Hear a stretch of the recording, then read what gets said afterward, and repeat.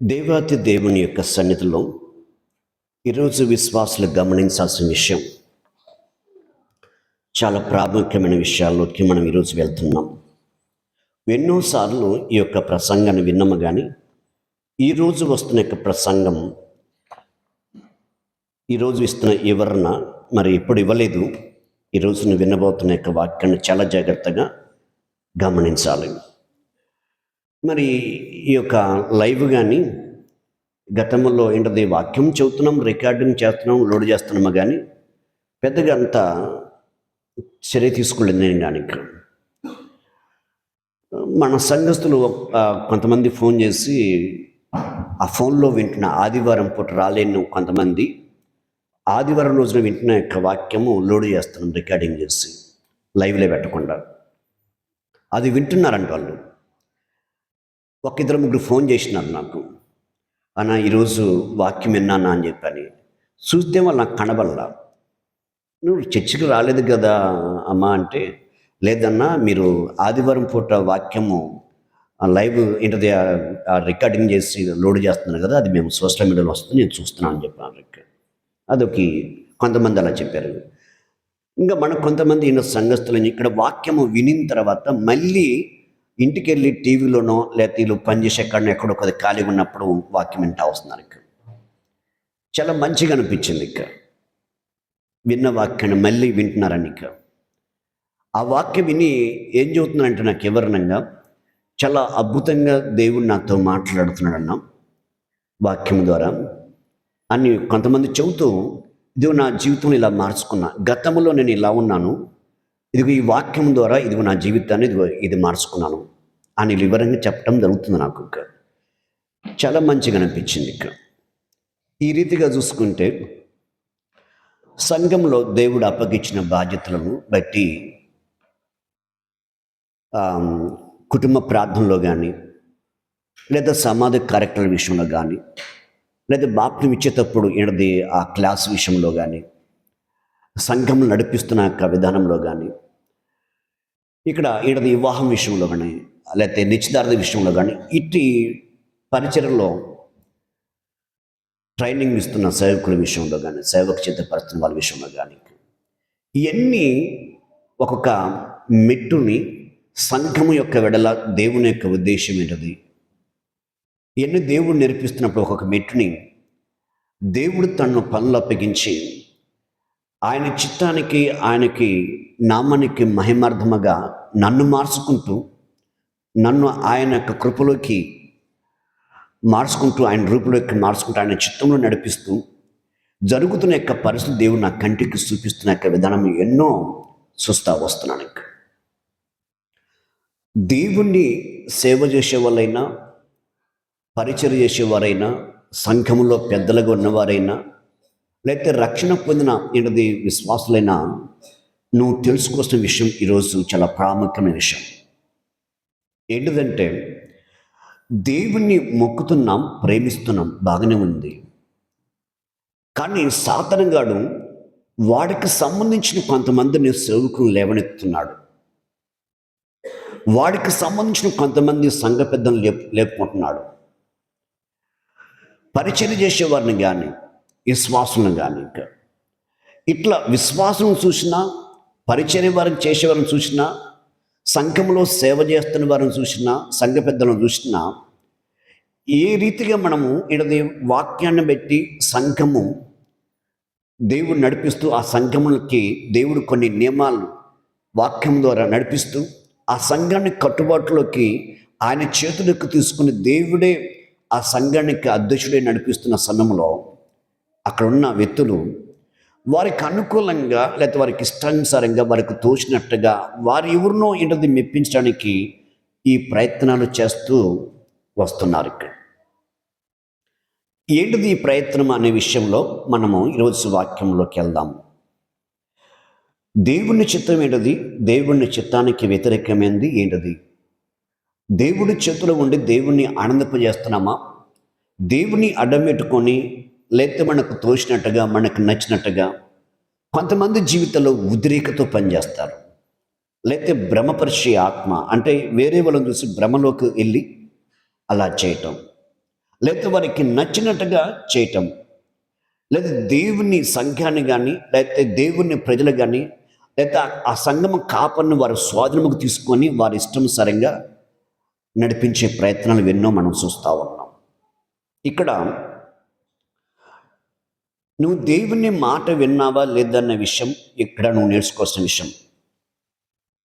దేవుడు ఎందుకు తన యొక్క ప్రణాళికలను పెట్టి నడిపించేది? ఎందుకంటే ఇలాంటి అపవాది తన నమ్మిన ప్రజలను కానీ, దేవుడు తనను ప్రేమించి తన రక్తమ చేత వారిని విడిపించి స్వతంత్రులుగా చేసి ఆయన పిలిచిన యొక్క పిలుపులు నడిపిస్తున్నప్పుడు వారికి అర్థమరీతిగా దేవుడు ఎందుకు చెబుతాడంటే దారి తొలగిపోకుండా.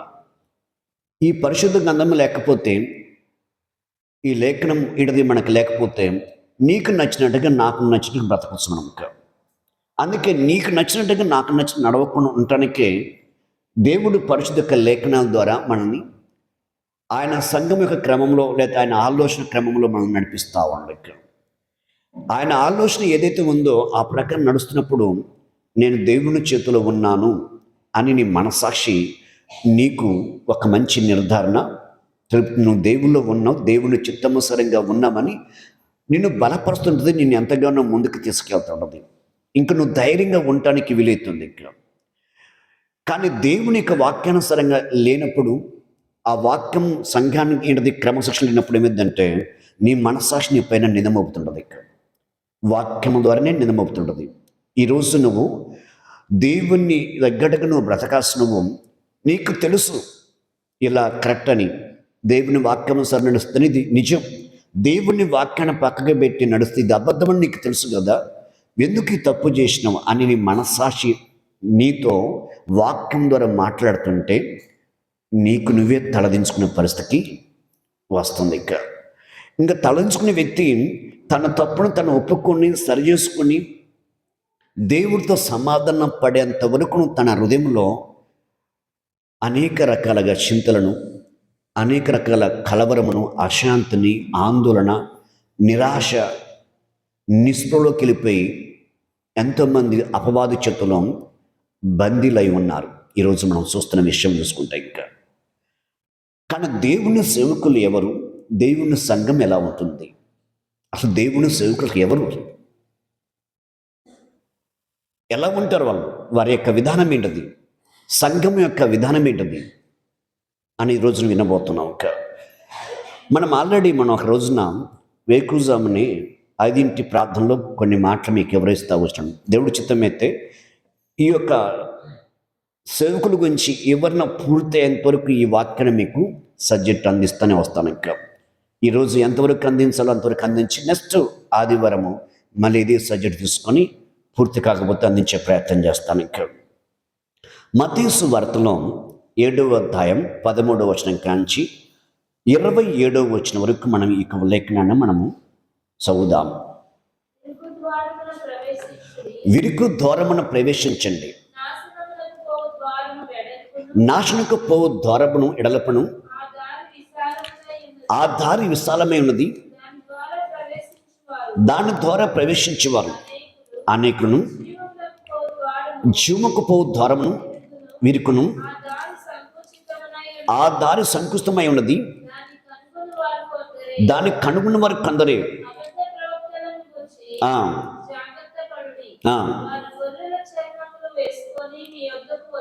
సాలింక ఇక్కడ అబద్ధ ప్రవర్తన గురించి జాగ్రత్త పడండి. గొర్రెం శరీరం వేసుకొని మీ వద్దకి వద్దురు, కానీ లోపల వారి క్రూరమైన తోడేలు. హల్లెలూయా, హల్లెలూయా. ఇక్కడ దేవుని సంఘము అనే మాటకి దేవుని సేవకుడు అనే వ్యక్తి, దేవుని సేవకుడు వేరు, మనుషులు సేవకులు వేరు. జీతానికి పనిచేసే సేవకులు వేరు, దేవుని చిత్తం అంటే ఆయన మాట విని జరిగించే సేవకులు వేరు. దేవుని మాట విని దేవుడి పిలుపుని అందుకొని ఆ పిలుపు ప్రకారంగా దేవుని అడుగుజల నడుతున్న వారు ఎవరి దగ్గర చేయి చాపరు. ఇది బాగా గమనించాలి. ఎవరి దగ్గర చేయి చాపరు. దేవుడి మీదనే ఆధారపడతారు వాళ్ళు. ఇంకా దేవుడికి ఇస్తే తీసుకుంటారు, లేకపోతే లేదు. ఇంకా దేవుడి చేత పిలువబడ్డ వ్యక్తి, దేవుడు చెప్పిన యొక్క మాట ప్రకారంగా జీవిస్తున్న వ్యక్తి దేవుడి మీదనే ఆధారపడతాడు. ఇంకా మనుషుల్ని ఆధారం చేసుకోడు, మనుషుల వైపు చూడడు, మనుషుల మాటలు విని సంఘాన్ని కానీ లేకపోతే వాక్యం చెప్పడం కానీ ఏ ప్రయత్నాలు చేయడు. ఇది నువ్వు గమనించాల్సిన విషయం. దేవుని సేవకుడు వేరు, మనుషులు సేవకులు వేరు. జాగ్రత్త. దేవుడు సేవకుడు అనేవాడు ఒకరి కింద జీతం చేయడు, జీతం తీసుకోడు. ఇది చాలాసార్లు నేను ఈ 26 సంవత్సరాలు పూర్తి అయిపోతుంది. ఇంకా రేపు ఫిబ్రవరి నెల వస్తే 26 పూర్తి అయిపోయి 27లోకి అడుగు పెడతాం. ఈ యొక్క 26 సంవత్సరం ఈ ప్రయాణంలో సేవలో ఎన్నో రకాలుగా దాదాపు 2-3 రాష్ట్రాలలో ఏంటది సేవలు వెళ్తున్నప్పుడు నాకు ఎదురైన సేవకులు కానీ, అనేక రకాల సంఘాల్లోకి దేవుని తీసుకెళ్ళి వాక్యం అందిస్తున్నప్పుడు కానీ, విశ్వాసం చూస్తున్నాను, పరిచర్య చేసే వారు చూస్తున్నాను, లేకపోతే సేవకులను చూస్తున్నాను, సంఘంలో ఉన్న పెద్దలను చూస్తూ వస్తున్నాను. ఇంకా ఈ రకాల భావాలు ఏంటది కలిగిన విధానంతో నడుస్తున్న యొక్క విధానం మనం చూస్తూ వస్తుంటే ఎక్కడ వాక్యానికి సరిపోయింది కనబడట్లేదు వారి జీవితాలలో. వాక్యానికి సంబంధించి దేవుడి చిత్తం ఏదైతుందో అది జరిగించే విధానం కనబడట్లేదు. ఒక్కసారి వాళ్ళ మధ్యలోకి వెళ్ళిన తర్వాత రెండోసారి వాళ్ళ మధ్యలోకి పోనక పిలుస్తారు వాళ్ళు, అయ్యా మీరు రావాలని. సమయం లేదని చెప్తాను. ఇంకా పని ఉంది, సంఘం పనులు ఉన్నాయి, చాలా పనులు ఉన్నాయి, ఆల్రెడీ పనులు ఉంటాయి. వాళ్ళు పిలిచినప్పుడు ఆ పనులన్నీ పక్కకి పెట్టి వెళ్తాం. కానీ ఒక్కసారి వెళ్ళిన తర్వాత రెండోసారి ఆ పనులు పక్కకి పెట్టి వాళ్ళు పిలిచే పిలుపుకి వెళ్ళాం. ఒకవేళ ఎవరైనా పిలిచినా కానీ ప్రార్థన చేసుకుని వెళ్తాం, దేవుడు చెబుతూనే వెళ్తాం, లేకపోతే లేదు. ఇంకా ఈ రీతిలో జరుగుతున్న యొక్క విధానం ముఖ్యంగా నువ్వు గమనించాల్సిన విషయం ఏంటంటే, విరుకు ద్వారమును ప్రవేశించండి, నాశనంకు పోవు ద్వారమును వెడల్పున ఆ దారి విశాలమై ఉన్నది, దాని ద్వారా ప్రవేశించేవారు అనేకులు. జీవముకు పోవు ద్వారమును విరుకును ఆ దారి సంకుష్టమై ఉన్నది, దాని కనుగొని వారు కొందరే. దేవుడు వారిని పిలిచిన యొక్క పిలుపు ఒకవేళ పిలిస్తే పిలిచిన వ్యక్తి ఖచ్చితంగా దేవుడి దగ్గర అడుగుతాడు, నాకు నీ సంఘం నడిపించడానికి నాకు వీలు పడట్లేదు, నేను నీ ప్రజలకి చెబుతున్న మాటల ముందు నాకు అర్థం కావట్లేదు, వాళ్ళకి ఎలా అర్థమైంది అని మొదటగా తను దేవుడి దగ్గర అడుగుతాడు. పిలిచింది నువ్వే కదా, నేను నా పనిలో ఉన్నప్పుడు నువ్వే నన్ను పిలిచి నీ పనికి నన్ను తీసుకొచ్చినావు, నేనే ఇటు నీ పనిని పాడు చేస్తే పరిస్థితి ఏంటిది? నేను నీ పని పాడు చేయకుండా ఉండాలంటే, నేను నీ పనిని ఏంటిది నీ సంఘాన్ని నువ్వు అప్పగించిన బిడ్డలని నీ మార్గంలో నుంచి పక్కకు తప్పిస్తే, నా గుండే నీ సంఘం పాడైపోతే ప్రయోజనం ఏంటిది? అందుకే నేను నీ పనిని చెడగొట్టకుండా, నీ సంఘాన్ని చెడగొట్టకుండా, నీ ప్రజల్ని పక్కదో పట్టించకుండా అంటే ముందు నీ ఉద్దేశం నా ఎడల ఏదుతుందో నన్ను పిలిచిన యొక్క పిలుపును నన్ను స్థిరపరచు, నాకు నేర్పించు, నేను నీ ఎదుట నిలబడి నువ్వు అప్పగించిన పనులు పాడు చేయకుండా సక్రంగా నీ చిత్తమసరని నడిపిన నాకు సహాయం చేయి అని ప్రార్థిస్తాడు. ఎవరు? దేవుడు చేత పిలువబడ్డ వ్యక్తి. బాగా గమనించాలి, ఇది రాసుకోవాలి. మీరు చెబుతున్న ప్రతి సబ్జెక్టు మీరు రాసుకోవాలి. రాసుకోకపోతే మర్చిపోయే పరిస్థితి. ఎందుకంటే లోకంలోకి వెళ్ళినప్పుడు, లోకం మొత్తం మనలోకి వచ్చినప్పుడు దేవుని యొక్క వాక్యాలు, దేవుని యొక్క మార్గాలు మర్చిపోయే అవకాశాలు ఉంటాయి. 100కి 100% ఉంటాయి. నువ్వు మర్చిపోకుండా ఉండటానికి నువ్వు రాసుకుంటే ఒక సమయంలో నీకు ఏదైనా శ్రమ లేదా నీకు ఏదైనా పరిస్థితి వచ్చినప్పుడు, దారి తొలుగుతున్నప్పుడు ఆ శ్రమంలో ఈ యొక్క వాక్యం నువ్వు వెళ్ళి ఆ వాక్యం ధ్యానిస్తే, ఏదైతే ఆదివారం పూట విన్నావో లేదా శుక్రవారం పూట విన్న వాక్యము జ్ఞాపకం వచ్చి ఆ ఆలోచనకి వెళ్ళిపోయి నువ్వు దేవుని దారిలో తొలగిపోతావు నీకు అర్థమైనప్పుడు సరి చేసుకున్న దేవుడితో నువ్వు సమాధానపడి దేవుడితో నడవడానికి నీకు వీలవుతుంది. వాక్యం రాసుకపోతే ఎలా అయింది? నువ్వు రావడానికి తిరిగి దేవుని మార్గంలో ఎలా నడవగలవు? ఎలా నిలవగలవు? దేవుణ్ణి ఎలా మహింపరచగలవు? నీ గురించి నీకే అర్థం కాకపోతే పక్కన వాళ్ళని లేదా నీ కుటుంబాన్ని కట్టుకోగలవా? అది వీలుపడదు ఇంకా. కాబట్టి ఈ రీతిగా దేవుని యొక్క ఉద్దేశం రాయబడి ఉంది. ఇంకేమంటున్నంటే అబద్ధ ప్రవర్తన గురించి జాగ్రత్త పడండి. వారు గొర్రె శరీరం వేసుకొని మీ వద్దకు వత్తురు, కానీ వాళ్ళ లోపల వారు క్రూరమైన తోడేళ్ళు అంటున్నాడు. ఇంకా అబద్ధ ప్రవర్తలు, ఇక్కడ అబద్ధ ప్రవర్తలు అంటే 3 రకాల మనుషులు ఉన్నారు. ఒకటి, దేవుని గురించి తెలిసి, జీవమంగళ దేవుడి గురించి తెలిసి ఆ దేవుని కోసం బ్రతకడం చేతగాక ఈ లోకం యొక్క వారి యొక్క పోషించబడటానికి, వారి కాలం గడపడానికి దేవుని అడ్డం పెట్టుకుంటారు కొంతమంది. వీళ్ళు అబద్ధ ప్రవర్తలు అంటారు, అబద్ధ సేవకులు అంటారు, అబద్ధపు సువార్థికులు అంటారు, బోధకులు అంటారు వాళ్ళని. ఇంకా అలాగనే లోకములో కొంతమంది ఉన్నారు. ఇంకా అంటే దేవుని పేరు పెట్టుకొని అటువంటి పూజింపబడుతున్న రకరకాలుగా వాటికి సంబంధించిన వ్యక్తుల గురించి కానీ అబద్ధ ప్రవర్తలు అంటారు. ఇంకా వారిని ఇంకా 2 ఉన్నారు. దేవుని గురించి తెలిసి, దేవుని గురించి అర్థమై, దేవుని కోసం వారు నిలబడకుండా దేవుణ్ణి అడ్డంగా పెట్టుకొని ప్రజలను మోసగించి పక్కదాగు పడుతూ వాళ్ళు పోషించబడుతున్న వారిని అబద్ధ ప్రవర్తలు అంటారు. దేవుణ్ణి పేరు పెట్టుకుని దేవుడిగా పూజింపబడుతున్న వారు, అటువంటి వారి కింద మేము ఏ రీతిగా సేవకులుగా దేవుడి దగ్గర ఉన్నామో వాళ్ళు కానీ అపవాది చేతుల్లో ఉండి అటువంటి అపవాది యొక్క ఆలోచన బట్టి ప్రవచిస్తూ, బోధిస్తూ, అట్లా ఇట్లా అని ఎన్నో రకాలుగా ప్రజలను పక్కదోవ పట్టిస్తున్న జీవమంగళ దేవుడి సంధికి రానివ్వకుండా వారిని అబద్ధ ప్రవర్తలు అంటారు. చూడండి, ఇక్కడ ఇటువంటి విధానము మనం లోకంలో చూస్తున్నాం. ఈ అబద్ధ ప్రవర్తలు అనే వాళ్ళు రకరకాలుగా రకరకాలుగా ఆలోచనలు కలిపిపోయి దేవుని యొక్క ఆలోచన పక్కకు పెట్టి, దేవుడి చిత్తం మీద పక్కకు పెట్టి, దేవుడి పిలుపుని పక్కకు పెట్టి వచ్చేవారు కొందరు.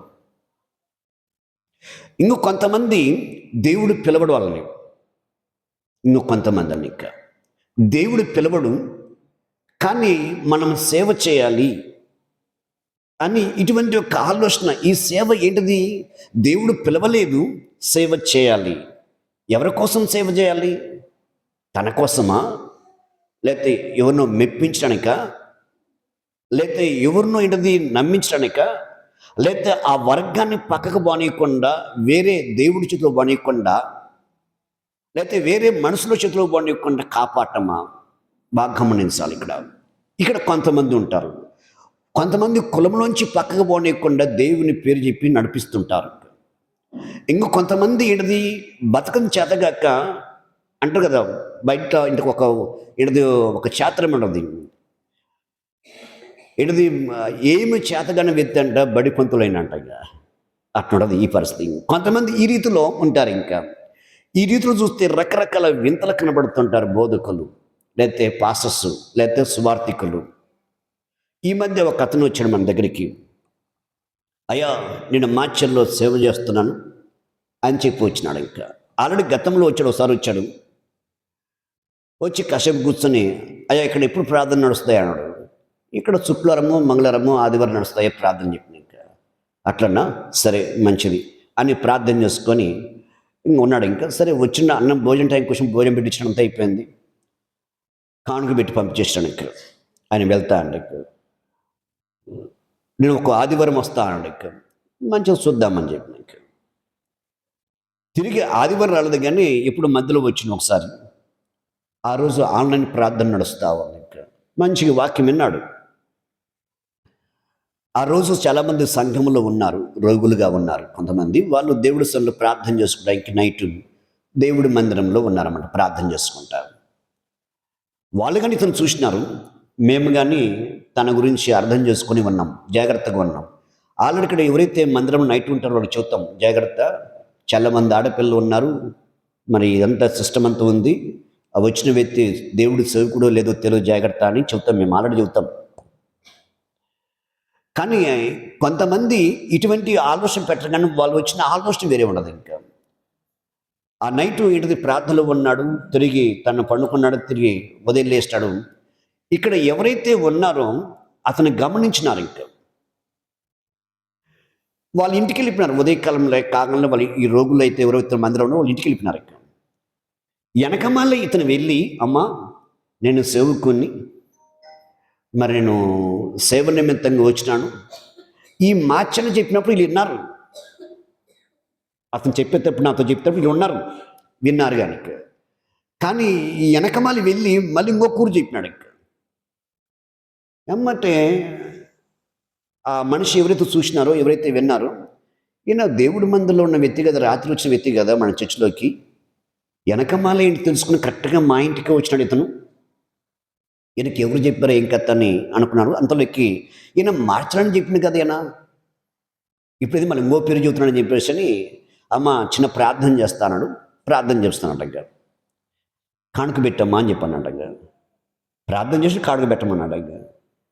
సరే ఎదురు ఏం చెప్పలేక, ఏం మాట్లాడలేక అక్కడ చాలామంది చూస్తున్నట్టుంది, దేవునికి అవమానం అయిద్దని చెప్పి ఏదో కానుక పెట్టి పోయిరమ్మని చెప్పింది. కాబట్టి నాకు ఫోన్ వచ్చింది, అన్న ఇది పరిస్థితి. ఇంకా అతను అప్పటి నుంచి రాలా, మనం బుద్ధి చెబుదామంట. ఇది ఒకటి పాయింట్. రెండోది ఇంకేమవుతుందంటే, గతంలో ఇంకొక చోటకి నన్ను దేవుడు తీసుకెళ్ళినప్పుడు ఆ వ్యక్తి తన ఇంటికి ప్రార్థన నిమిత్తంగా పిలిచినాడు. ఇంకా ఆ ఇంటి వాళ్ళందరినీ ఆపేసినాడు, బయట నుంచి వాళ్ళందరి కోసం పెట్టి వాక్యం చెప్పిస్తున్నాడు. ఇంకా ప్రార్థన అయిపోయిన తర్వాత వాటలు తీసుకొచ్చి వాటలు తినబెట్టించి, అన్న వెళ్ళరాడు. నేను ఆశ్చర్యపోయినా. వాళ్ళ ఇంట్లో వాళ్ళ అమ్మని వాళ్ళ నాన్నని ఎవరిని తీసుకొచ్చి ప్రార్థన చేయించుకోలేదు, ఎవరు బయట ఏంటో సంఘస్థులో మరి ఎవరు పక్కన పిలిచి వాక్యం చెప్పించాడు. ఇంకా పొదరా అన్నాడు. అలాగే ఏంది వింత అనిపించింది మనసులో. ఇంకా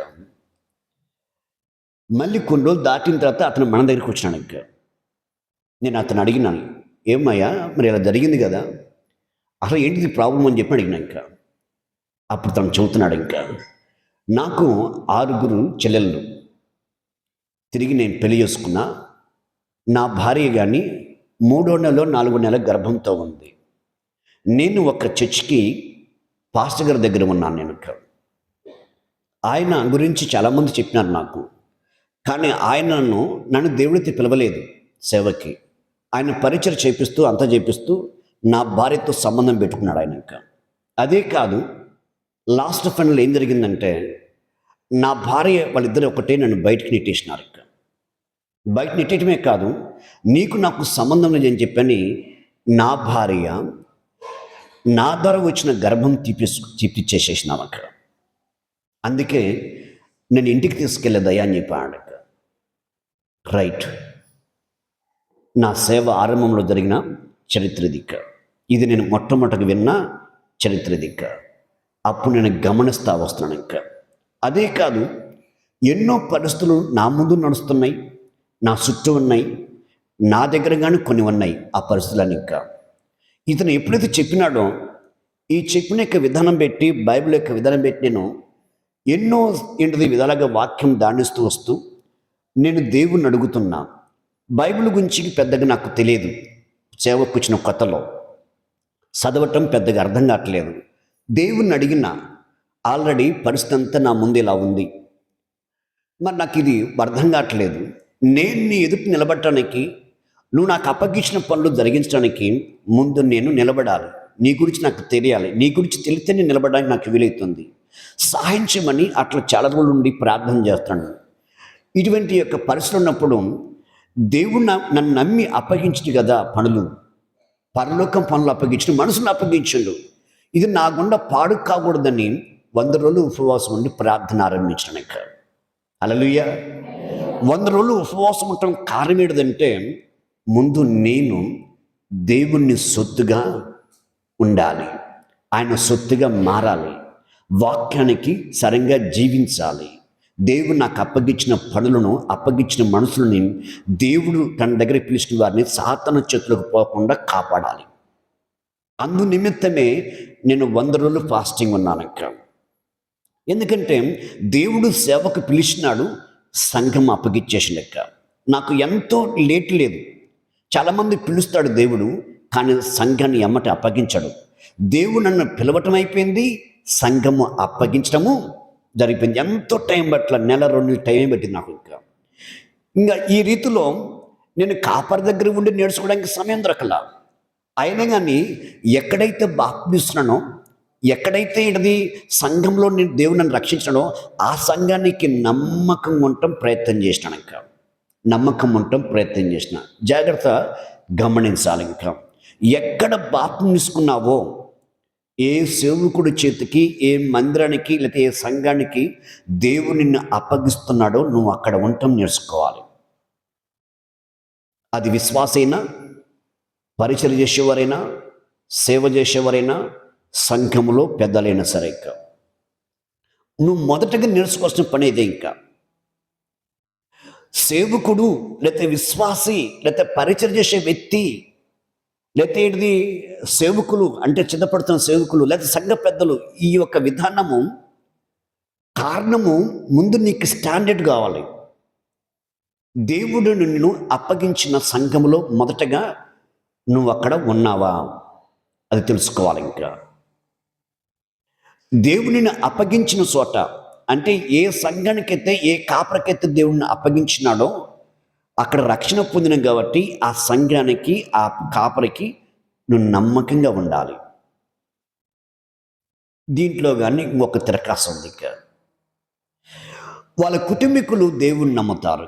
అంటే ఆ ఇంట్లో ఎవరైతే మొట్టమొదటిగా దేవుణ్ణి నమ్ముతారో ఆ వ్యక్తి సంఘము ద్వారా దేవుడి గురించి తెలుసుకొని ఆ కాపరి చేతిలో ఉంటూ, ఆ కాపరి వాళ్ళ కోసం ప్రార్థన చేస్తూ, ఆ ప్రార్థన నిరూపిస్తూ వస్తున్నప్పుడు అటువంటి వారు ఎవరైతే ఇంట్లో మొట్టమొదటిగా రక్షించబడతారో వారి ద్వారా ఆ కుటుంబం మొత్తం రక్షణ దొరుకుతుంటుంది. ఇక్కడ ఈ వ్యక్తి మొట్టమొదటిగా ఎవరైతే రక్షించబడ్డారో రక్షించబడ్డ వ్యక్తి ద్వారానే ఆ కుటుంబానికి రక్షణ జరుగుతుంది. కానీ నేను అక్కడ తీసుకున్నా, నేను ఇక్కడ తీసుకున్నా, అది కాదు ముందు రాంగు, ఆ మాట రాంగు. కానీ ఇక్కడ మొదటగా ఎవరైతే నీ ఇంట్లో దేవుని నమ్మి ఉన్నారో వారి ద్వారానే దేవుని యొక్క ఉద్దేశం ప్రారంభమవుతుంది. చూడండి, ఆ మాట చూడండి ఒకసారి. అపోస్తుల కార్యం 2వ అధ్యాయం 38వ వచనంలో, అపోస్తుల కార్యం, పేతురు మీరు మారుమనసు పొంది పాప క్షమాపణ నిమిత్తం ప్రతివాడు యేసుక్రీస్తు నామమున బాప్తిసం పొందండి, అప్పుడు మీరును పరిశుద్ధాత్మ యొక్క వరం పొందుదురు. ఈ వాగ్దానము మీకును మీ పిల్లలకును దూరస్తుల అందరికీ అనగా ప్రభువైన మన దేవుడు తన వద్దకు పిలిచిన వారందరికీ చెందునని. హల్లెలూయా. ఎవరు నీ ఇంట్లో మొట్టమొదటిగా నమ్మింది? నీ ఇంట్లో మొదటగా ఎవరైతే దేవుడిని నమ్మినారో వాళ్ళ ద్వారానే ఈ యొక్క రక్షణ నీ ఇంటికి లేకపోతే నీ దాకా వచ్చింది. సరే, నీకు అనుకూల పరిస్థితిని బట్టి సరే నువ్వు ఇక్కడ రాలేకపోతున్నావు, ఇంకొక చోట ఎక్కడ ఉన్నావు, ఇంకో చోట ఎక్కడ ఉన్నావు. సరే, దేవుని యొక్క వాక్యం చేత ప్రేరేపించబడి రక్షించబడ్డావు.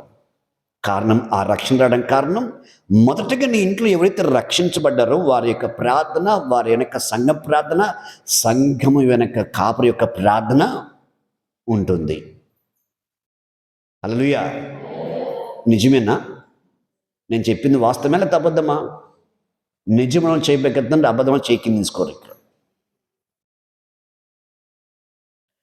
మరి ఇప్పుడు ఏం చేయాలి? నువ్వు వాక్యం జరిగించాలి. ఎవరైతే మారు మనసు నిమిత్తం యేసుక్రీస్తు నామమున బాప్తిసం తీసుకుంటున్నారో వారి మీదకి పరిశుద్ధాత్మ యొక్క వరం వారి మీదకి వస్తుంది.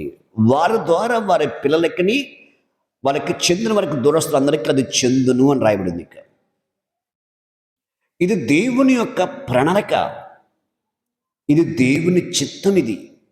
ఇది నీ ఇష్టం కాదు, నా ఇష్టము కాదు. కానీ కొన్ని సమయంలో దేవుడు ఏం చేస్తాడంటే, నువ్వు ఇక్కడికి వస్తే మారవు, ఇక్కడికి వస్తే నీ పరిస్థితులు మార్చుకోలేవు. అందుకే కొన్ని చోట్ల దేవుడు చేస్తుంటే దూరం తీసుకెళ్ళి కాపాడతాడు. అందుకే మన పెద్దలు బయట అంటారు, దూరమున కొండలు నున్నగా ఉంటాయంట. ఏముంటాయంట? దగ్గరున్న కొండలు. అందుకు నీ మనసు అలా ఉంటుంది కాబట్టి అందుకు దూరం తీసుకెళ్తాడు. దూరంగా తీసుకెళ్ళి దేనికోసం? నువ్వు రక్షలోకి రావటం, రక్షించబడటం, తిరిగి నిన్ను బాగా మార్చుకొని ఎక్కడ తీసుకొస్తున్న మళ్ళీ మొట్టమొదటిగా నీ కుటుంబంలో ఎవరి ద్వారా అయితే రక్షణ దొరుకుతుందో అక్కడికి పట్టుకొస్తాడు మళ్ళీ ఆయనకి.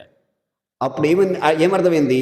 దూరం తీసుకెళ్ళి తలుపు చోట తీసుకెళ్ళి చెంపబెట్టి ఆ పక్క ఈ పక్క బాది రా. అర్థమైంది లేదా? ఏమర్థమైంది? హల్లెలూయా. ఈ రీతిలో ఇది లేఖనం ప్రకారంగా చెబుతున్నా. ఇది నాకు తోచినట్టు నేను చెప్పట్లా. నాకు తోచినట్టు చెప్తే అది బైబిల్ నా వైపు తిప్పుకున్నా, దాన్ని అబద్ధ బోధ అంటారు. దానికి అర్థమవుతుందా? అది అబద్ధ బోధ. బైబిల్ నా వైపు తిప్పుకోకూడదు, నేను బైబిల్ వైపు వెళ్ళాలి. దేవుని యొక్క వాక్యం, లేఖనాలు, దేవుని చిత్తం ఏదైతే ఉందో ఆ ప్రకారంగా వెళ్ళి నేను బోధించాలి తప్ప నా వైపు తిప్పుకుంటే జాగ్రత్త.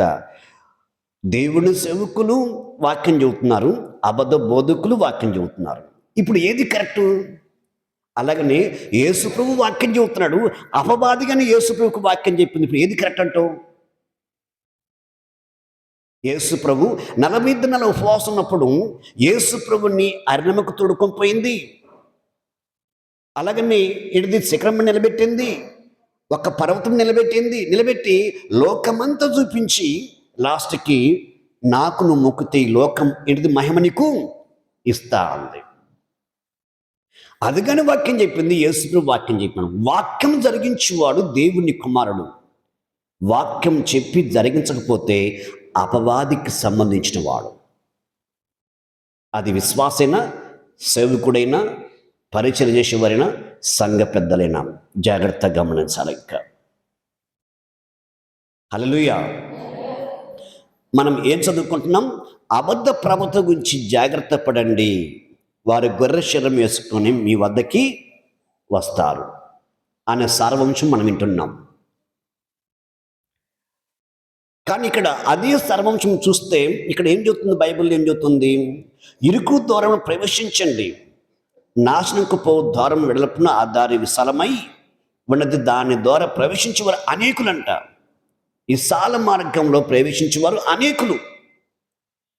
కానీ జీవముకు పో ద్వారము అది విరుకును సంకుష్టమై ఉన్నది, దాన్ని కనుగొని వారు కొందరే. అంటే దేవుని చిత్తాన్ని కనుగొని దేవుని చిత్తమనుసారంగా జీవిస్తున్న వారు, దేవుడు అప్పగించిన పనులు దేవుడి చిత్తమనుసారంగా నడిపిస్తున్న వారు కొందరే. కానీ విశాలమైన మార్గంలో అనేకులు వెళ్ళిపోతున్నారు. విశ్వాసులే కాదు, పరిచయం చేసేవారైనా, సేవకులైనా, సంఘములో పెద్దలైనా జాగ్రత్త. అందుకే మనం అనుదినము మనం ప్రార్థించిన లేదా దేవుని యొక్క ఇడది పన్ను దేవుడు మనకు అప్పగించిన పనులైనా అది ఆ పన్ను మనం పాడు చేస్తున్నామా లేదా ఆ పన్ను బాగు చేస్తున్నామా, దేవుని చిత్తమనుసారంగా మనం జీవిస్తూ ఆ దేవుడు మనకు అప్పగించిన పనులు పెట్టి ఆయన నామానికి మహిమార్థంగా నడిపిస్తున్నామా లేదన్నది మనము అనుక్షణం ఏం చేయాలి? వాక్యము చేతనే మనం సరిచూసుకోవాలి. అది విశ్వాసకైనా, పరిచయం చేసేవారికైనా, సేవ చేసేవారికైనా, సంఘములో ఉన్న పెద్దలకైనా ఏడిది మన కొలబద్ద వాక్యం. వాక్యముకి ఆధారము లేనిది నువ్వే పని చేయకూడదు. వాక్యానికి వ్యతిరేకమైనది ఏ పని చేయకూడదు. వాక్యానుసారంగా ఉన్న ఏదైతే కొలబద్దం కరెక్ట్గా ఉందో దాన్ని మాత్రమే నువ్వు జరిగించాలి. మరి ఏంటిది పరిస్థితి? సరే, ఇట్లా కొంతమంది ఉంటారు. బాగా గమనించండి. ఇప్పుడు భూమి అన్న దేవుని సంఘాల కంటే, దేవుని మందిరాల కంటే, దేవుని సేవకుల కంటే అపవాదికి సంబంధించిన సంఘాలు కోకలుగా ఉన్నాయి. అపవాదికి సంబంధించిన సేవకులు ఉన్నారు. అపవాదికి సంబంధించిన ఎన్నో రకాల ఉన్నారు. కానీ వాళ్ళ చేతిలో ఉంది బైబిలే, మన చేతిలో ఉంది బైబిలే. వాళ్ళు చెప్పేది వాక్యమే, కానీ వీళ్ళు చెప్పేది వాక్యమే. వాళ్ళు ఏంటిది ఉన్న మందులు కానీ మంచి వాక్యమే ఉంటుంది, అన్నీ కరెక్ట్గా అన్నీ ఉంటాయి. ఎందుకు? బాగా గమనించండి. అవని ఆదాముని దేవుడు సృజించి వారిద్దరిని భార్యాభర్తలుగా చేసిన తర్వాత మీరు సావకుండా ఉన్నట్టును ఈ ఏదోని యొక్క తోటలో మీరు అన్ని తినొచ్చు, నిబంధనంగా తినొచ్చు. కానీ తోట మధ్యలో ఒక చెట్టు ఉంది, దాని దగ్గరికి వెళ్ళి ఆ పండు తీసుకొని తినద్దు, తిన్నారా మీరు శాస్త్రం అన్నాడు. ఆ పండు చెప్పినాడు, తిరిగి ఆ చెట్టు చూపించాడు, అన్ని వివరంగా చెప్పినాడు. అంత కంటి కనబడుతుంది, హృదయానికి అర్థమైంది, కానీ అర్థం కాలేదు అంటానికి లేదడ. నీకు తెలియకుండా తప్పు జరిగితే దేవుడు క్షమిస్తాడు, కానీ నీకు తెలిసిన తర్వాత జరిగితే క్షమాపణ లేదు. ఇక్కడ ఇంత వివరణంగా చెప్పిన తర్వాత ఏ పండైతే తినద్దని చెప్పాడో దాని గురించి వచ్చింది ఒక ఆలోచన. హల్లెలూయా. ఈ మాట గురించి బైబిల్లో చాలా చక్కగా రాయబడిన మాటలు. అపోస్తలుల కార్యము 5వ అధ్యాయము చూడండి, 2వ వచనం కాంచి చూద్దాం. అపోస్తలుల కార్యం 5వ అధ్యాయం 2వ వచనం కాంచి. భార్యకు వెరక్కనే వాడును, దాని వెళ్ళ కొంత దాచుకొని కొంత తెచ్చి అపోస్తలుల యొక్క పాదముల పెట్టెను. అప్పుడు పేతురును, అననీయ, నీ భూమి యొక్క వెలలో కొంత దాచుకొని పరిశుద్ధాత్మను మోసపరచుటకును సాతాను ఎందుకు నీ హృదయంను ప్రేరేపించును? అది నీ వద్దన ఉన్నప్పుడు నీదే కదా. అమ్మని పీమట అది నీ వశమే ఉండలేదా? ఎందుకు ఈ సంగతి నీ హృదయం ఉద్దేశించుకున్నావు? నువ్వు మనసుతో కాదు, దేవుడితోని అబద్ధం ఆడుతువని వాడితో చెప్పాను. హల్లెలూయా. ఇక్కడ అననీయకి మంచిగా అర్థమైంది. అననీయ ఎవరు? సంఘంలో ఒక సభ్యుడు, ఒక విశ్వాసి. దేవుడు ఒక నియమం పెట్టినాడు సంఘానికి. సంఘం యొక్క పరిచర్య, సంఘం అభివృద్ధి చెందటానికి ఒక నియమం పెట్టినాడు దేవుడే. ఆ నియమం ప్రకారంగా దేవుడు సంఘం నడిపిస్తున్నప్పుడు ఇక్కడ అననీయ సంఘంలో ఒక సభ్యుడు ఏం చేసినట్టు తన పొలం అమ్మినాడు. ఆ పొలం అమ్మి ఆ అమ్మిని వెలలో కొంత భార్యకు తెలియకుండా దాచిపెట్టినాడు. అందులోకి సంఘం నడిపిస్తున్న నాయకుడు అంటే కాపరి ఇక్కడ అనని ఇంటికి వచ్చినాడు. ఇంకా ఇంతలోకి భార్య లేదు, మరి ఎక్కడికి పోయిందో తెలియదు, భార్య లేదని రాయబడింది. ఇంకా ఆ ఇంటికి పోయింది, ఇంటి మమ్మల్ని చెప్పడానికి లేదు, ఆమె లేదు. కానీ ఇంతలోకి అనని ఏం చేశాడంటే, నేను పొలం అమ్మినా కదా, ఆ పొలం అమ్మిన యొక్క వెలను తీసుకొచ్చి నేను ఇదిగో దేవుని సేవకుడికి ఇద్దామని తీసుకొచ్చాడు. ఇంకా ఆయన చేతులు పెట్టగానే ఎమ్మంటే పరిశుద్ధ ఆత్మ దేవుని యొక్క ఇంటి సేవకుడు పేతురుమినికి దిగి వచ్చింది. ఇంకా ఆయనతో వివరంగా ప్రేరేపణ చేస్తూ ఉంది. అననీయ, నువ్వు అమ్మిన యొక్క వెల ఇంతేనా అడిగినాడు పేతురు. దేవుని యొక్క ఆత్మ తన హృదయంలో ప్రేరేపణ చేయంగా అననీయ అని పిలిచినాడు. ఇంకా ఎవరిని? సంఘంలోని విశ్వాసం పిలిచాడు. ఇంకా తన ఇంటికి వెళ్ళినప్పుడు ఇది సంఘంలో జరగలా, తన ఇంట్లో జరిగింది, అననీయ ఇంట్లో జరిగింది. ఇది నువ్వు అమ్మిన యొక్క వెల ఇంతేనా అంటే నేను అమ్మిన వెల ఇంతే అన్నాడు. ఇంకా మళ్ళీ అదే మాటని అడిగినాడు. అననీయ, అమ్మిన పిమ్మట అది నీ వశమై ఉండదు, ఎందుకు నువ్వు అబద్ధం ఆడుతున్నావు? లేదు, నేను అమ్మిన యొక్క వెల అంతే. ఈ మాట అంతా జరిగి అంత అయిపోయిన తర్వాత సాతానుగాడు ఎందుకు వచ్చాడు ఈ అననీయలోకి? ఈ అననీయలోకి వచ్చి ఎందుకు ఈ పొరపాటు జరిగిందంటే ఈయన ఆల్రెడీ ఉద్దేశించుకున్నాడు.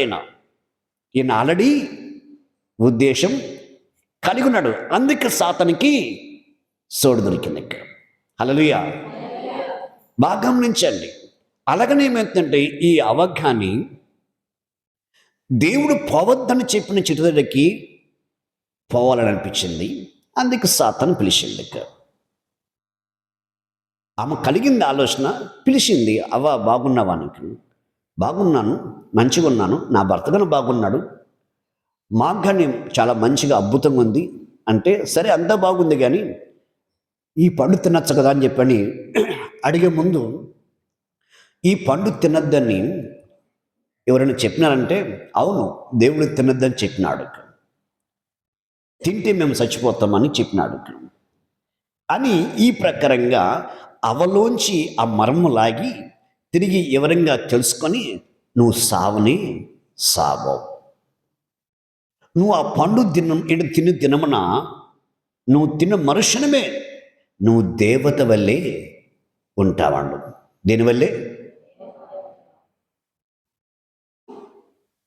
బాగా గమనించండి, ఇక్కడ సాతానుగాడు ఎందుకు వస్తాడు, ఎందుకు మాట్లాడతాడు, ఎందుకు మనం పెడదావు పట్టిస్తాడంటే, ఏదైతే దేవుని యొక్క వాక్యానుసారంగా నడుస్తూ మనం జీవిస్తున్నప్పుడు నీ శరీరంలో కలుగుతున్న, లేకపోతే నీ శరీరం నుంచి కలుగుతున్న ఏంటది, అది ఉద్రేకత కావచ్చు, భ్రమ కావచ్చు, అది మోహసుపు వల్ల వచ్చిన ఆలోచన కావచ్చు, అది ఏదైనా సరే ఆ ప్రకారంగా నువ్వు ఎప్పుడైతే ఉంచుతావో, ఉద్దేశం కలిగి ఉంటావో, ఎమ్మట సాతానుగాడికి సోటు అవుతుంది.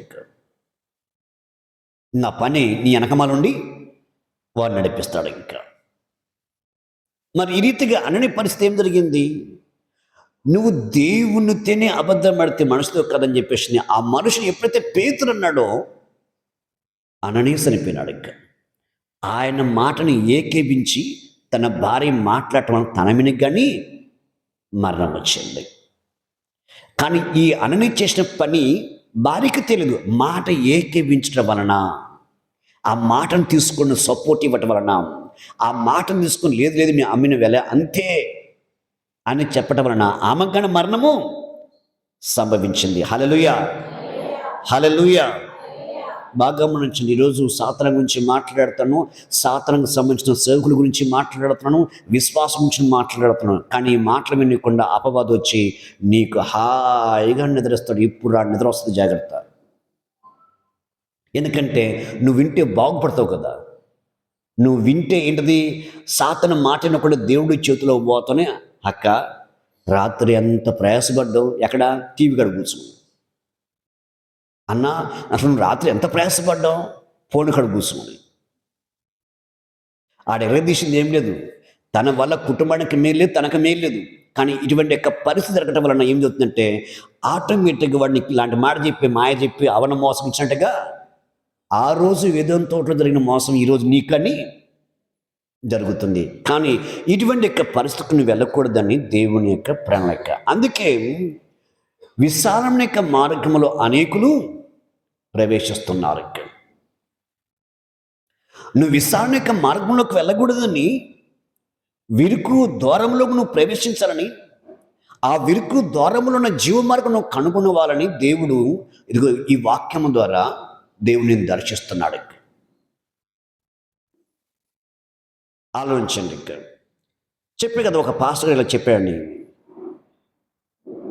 అదే సేవకుడు ఇంకా కొన్ని రోజుల తర్వాత నేను ఇక్కడ కాలంలోకి ఏంటిది ఎస్సీ కాలంలోకి ప్రార్థనకి పిలిచారు. నన్ను ఇంకా పోయినాను. ఇంకా వాళ్ళకు ఒక అలవాటు ఉంటుంది అన్నమాట.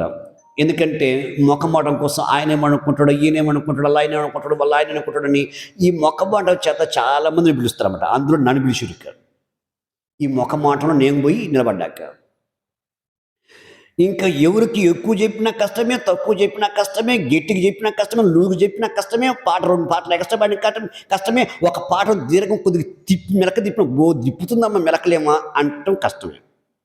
అన్ని కష్టాలే. కష్టాలు మొత్తం చూడాలంటే ఇటువంటి వాళ్ళ మధ్యలోకి పోతేనే అర్థమైంది మనకి, లేకపోతే అర్థం కాదు. ఇక్కడ హల్లెలూయా. ఒకసారి ఒక ఆమెను పాట పడమని చెప్పినాను. ఇంకా మన సంఘానికి వచ్చారు. యాకోబు కాడ ఈడది, యాకోబు ఏంటిది బాయి కాడ ఈడది సామరేశ్వరి గురించి మాట్లాడారు. ఆమె పాడుతుంది, ఈ పక్కన వెనక ఈ పిల్ల దీర్ఘం ఎలా ఉంటే ఇట్లా తిప్పుతుంది ఏంది ఈ పిల్ల అంది. వామ్మో వాయ్యో ఇలాంటి లోపాలు ఉన్నాయని చెప్పేసి, అమ్మ మీరు ముందు మీరు మారాలి, ఆ తర్వాత అప్పుడు పాడాలి మీ పాటలు. మీరు మారకుండా పాటలు పడితే ఆ పాట వల్ల దేవుడికి మహిమ ఏమి అని ఇంకా ఆపటం పక్కకి పెట్టిన వాళ్ళని. ఇంకా హల్లెలూయా. కానీ అక్కడ ఉన్న వార్త ఏంటంటే, అమ్మాయి అడిగిపోతే మన పాటలు పాడాడు అమ్మాయి. అసలు ఎందుకు పాడాడో ముందు అది తెలియదు వాళ్ళకి. నువ్వు పాట పాడాలి, దేవుణ్ణి స్తుతించాలి, దేవుణ్ణి ఆరాధించాలి, దేవుణ్ణి గణపరచాలంటే ముందు నువ్వు మారాలి.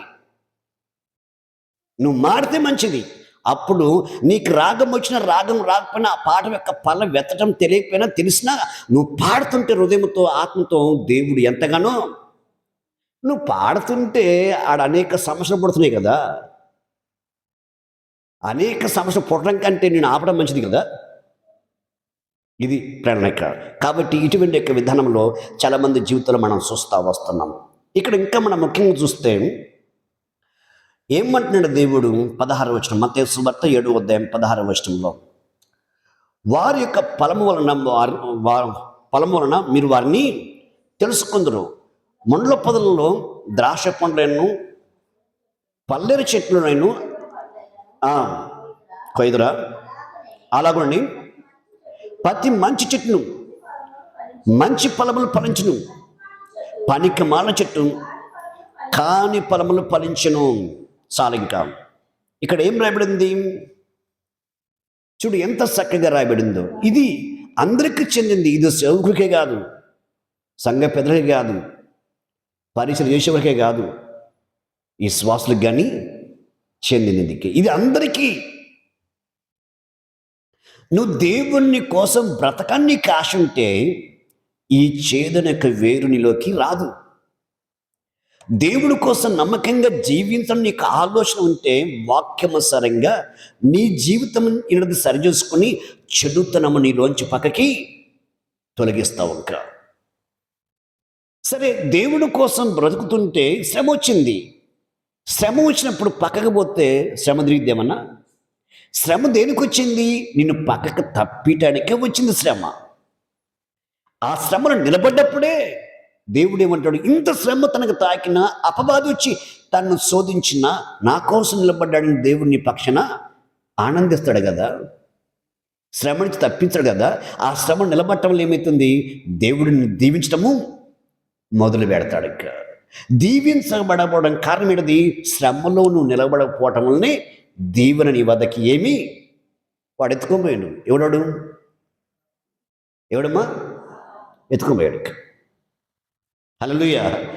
ఇందు నిమిత్తమే తోపక్కబడ్డ విత్తనాలు, ముళ్ళ పొదలబడ్డ విత్తనాలు, రాత్రి పడ్డ విత్తనాలు, మంచి నరమబడ్డ విత్తనాలు అంటాం.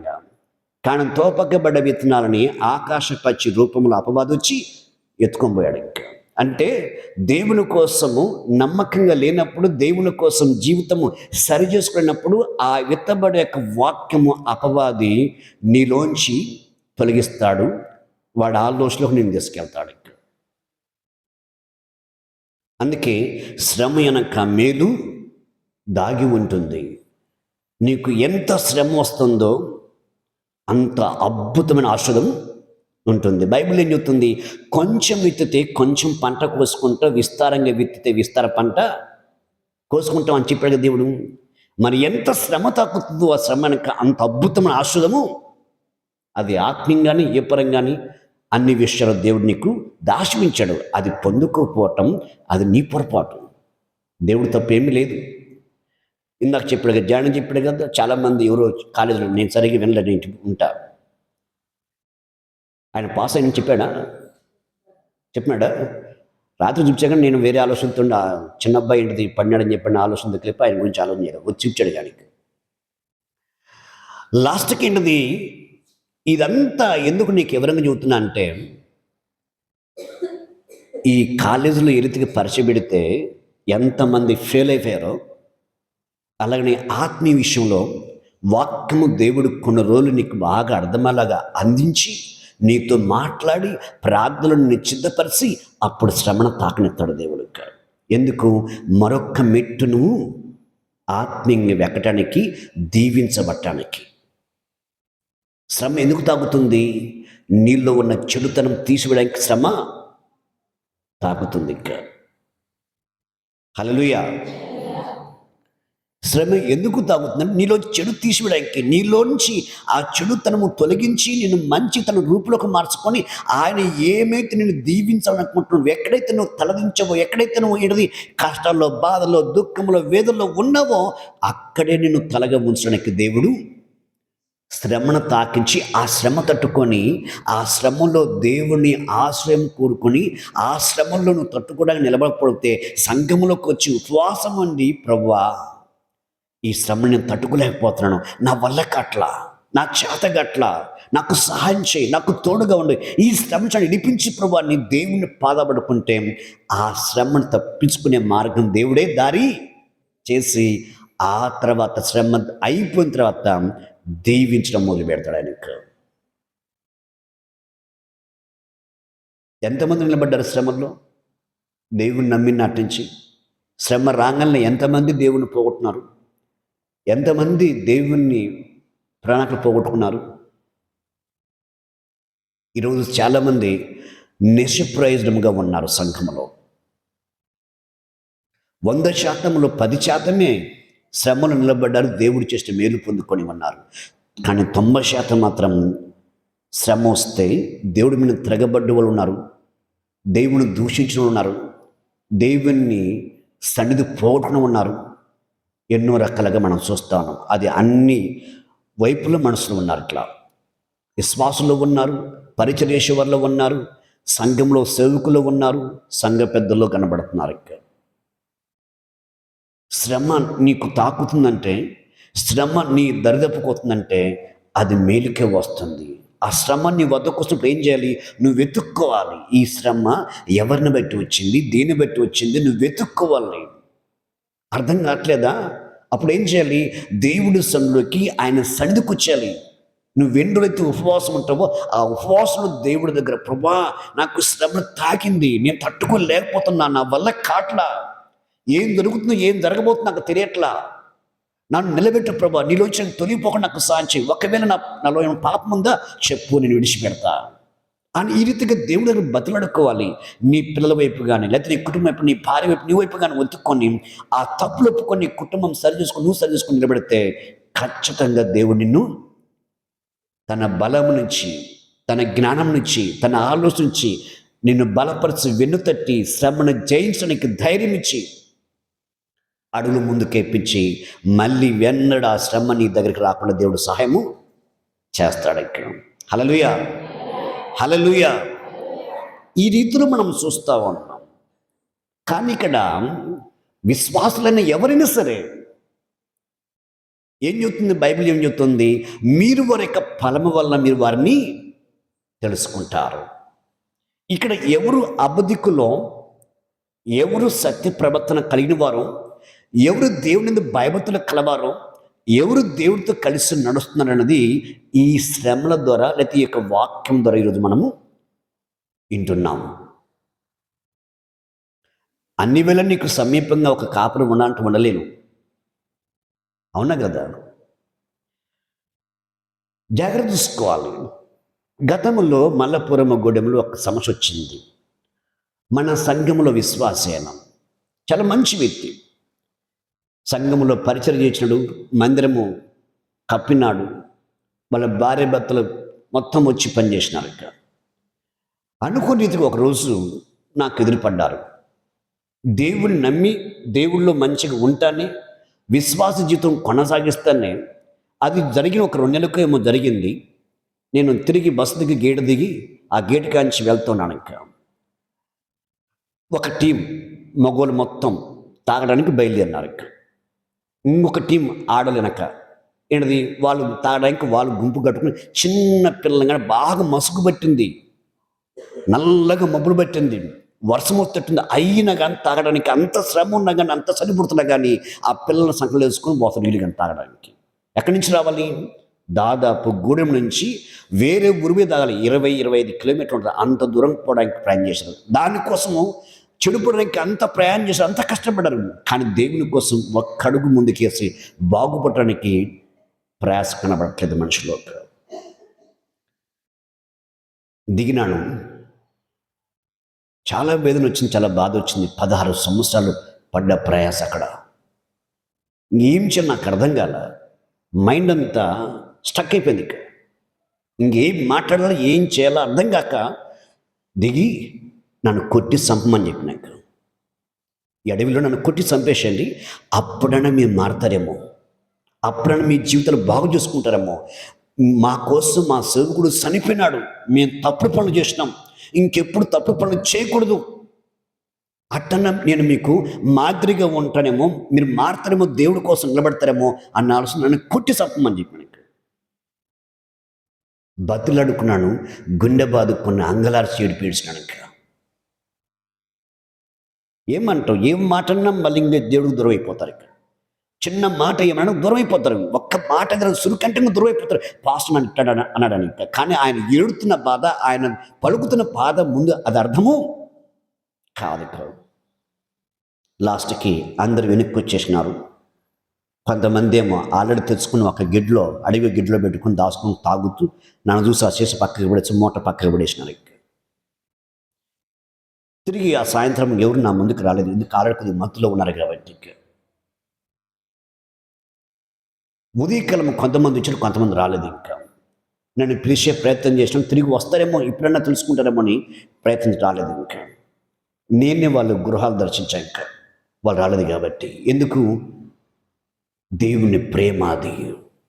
నువ్వు నశించకూడదు, నరకం పోకూడదని. ఇది మనిషికి నేను చేయలేని పనిది. ఇక దేవుని ప్రేమ, పరిశుద్ధ ఆత్మ నన్ను బలవంతం చేసి వారి గృహాలు దర్శించి వాళ్ళతో మాట్లాడడం జరిగింది. ఆయన నా హృదయంలో ఉండి తన ఆత్మ ద్వారా ఎంతగా తాపత్రపడ్డాడో, ఎంతగా దుఃఖపడ్డాడో, ఎంతగా వేదన పడ్డాడు, ఎంత ప్రేమించాడు, విలవిల్లాడుతున్న ఆత్మ నేను గమనించడానికి ఆ స్వరస్థాయి ఇది నాకు. అందుకే తగ్గించుకుని వెళ్ళి వాళ్ళని దర్శించాను. ఇంకా ఎమ్మటి ఈ వ్యక్తి, నేను తాగడం కారణం నా భార్యం పెట్టే, నేను ఇంకా తాగను, తాగా అంటే నేను చచ్చిపోతాను. కానీ నేను ఆ మాట చెప్పిన తర్వాత ఒక ధైర్యం, ఇతని గురించి ఒక ఆలోచన వచ్చింది. ఇంకా ఒకళ్ళ ఇద్దరా, దాదాపు 10-15 మంది పైనే. ఈ 15 మంది దేవుళ్ళలోంచి పక్కకు పోతే ముండోలు ఉంటారా? ఒక్క గొర్రె ఇడది గొంత దూకిందంటే మళ్ళీ ఇంకో తక్కిన గొర్రెలన్నీ దిగుతాయి కదా, వాటి స్వభావం అదే. ఇంకా మరి అటువంటి పరిస్థితి నేను చూస్తూ వస్తున్నప్పుడు ఇంటికి వచ్చేసినాను సంఘం నుంచి. కొన్ని రోజులు దాటిన తర్వాత ఎమ్మటి ఇతను ఏ వ్యక్తి అయితే తాగితే నిన్ను చచ్చిపోతానని అన్నాడో, ఆ వ్యక్తి ఊర్లో తన భార్య ఇద్దరు కలిసిపోయేట్టుంది, లేకపోతే ఒకడే పోయాడు తెలియదు. ఇంకా తిరిగి వస్తుంటే బైక్ నుంచి కింద పడ్డాడు, ఏమో తెలియదు. బైక్ నుంచి కింద పడ్డాడు, ప్రాణం పోయింది. దెబ్బలు కానీ ఎక్కువ దగల ఆయనకి. చూడు ఎలా ఉంది పరిస్థితి. అపవాది వాడి ప్లానింగ్ ఎలా ఉంటుందంటే, నువ్వు దేవుడితో నడవకూడదు, నువ్వు దేవుని రెక్కలో ఉండకూడదు, నువ్వు దేవుని ఆలోచన ప్రకారంగా నువ్వు పరలోకం పోకూడదు. ఏ కాడికి వాడికి నరకం ఉంది కాబట్టి వాడితో పాటు నువ్వు నరకం పోవడానికి వాడు నిన్ను బలవంతం చేస్తాడు. ఇంకా ఇటువంటి యొక్క విధానం అట్లా దేవుడి దగ్గర పోనీకుండా చేస్తాడు. నిన్ను గోడకేసి గొంతు కింద చేసి పైకి లేపుతాడు. కానీ వాడు లేపింది నీకు కనబడదు. కానీ పరిస్థితి చూస్తే అలా నీకు కనబడదు. కానీ ఆ పరిస్థితులు నీ కంటికి కనబడవు. ఆ పరిస్థితులు మొత్తం దేవుడి వైపే చూపిస్తావు. చూసావా, నీకు ఇంత నష్టం వచ్చింది, ఇంత కష్టం, ఇంత బాధ వచ్చింది, నువ్వు నమ్ముకున్నా కదా దేవుడిని కాపాడండా అని మన దేవుడి పైన నింద మోపి, నేరం మోపి నీ హృదయాన్ని కఠినంగా మారుస్తాడు వాడికి. ఇటువంటి పరిస్థితి తీసుకెళ్తాడు. కానీ లాస్ట్కి తన ప్రాణం. అట్లా ఎంతోమంది చనిపోయినారు. ఎన్నోసార్లు వాళ్ళని హెచ్చరించున్నా, ఎన్నోసార్లు వాళ్ళకి చెప్పి ఉన్నాను. కానీ ఇటువంటి యొక్క విధానం. అలాగే ఇంకొక వ్యక్తి దేవుడి మందిరంలో పరిచర్య చేస్తా ఉన్నాడు.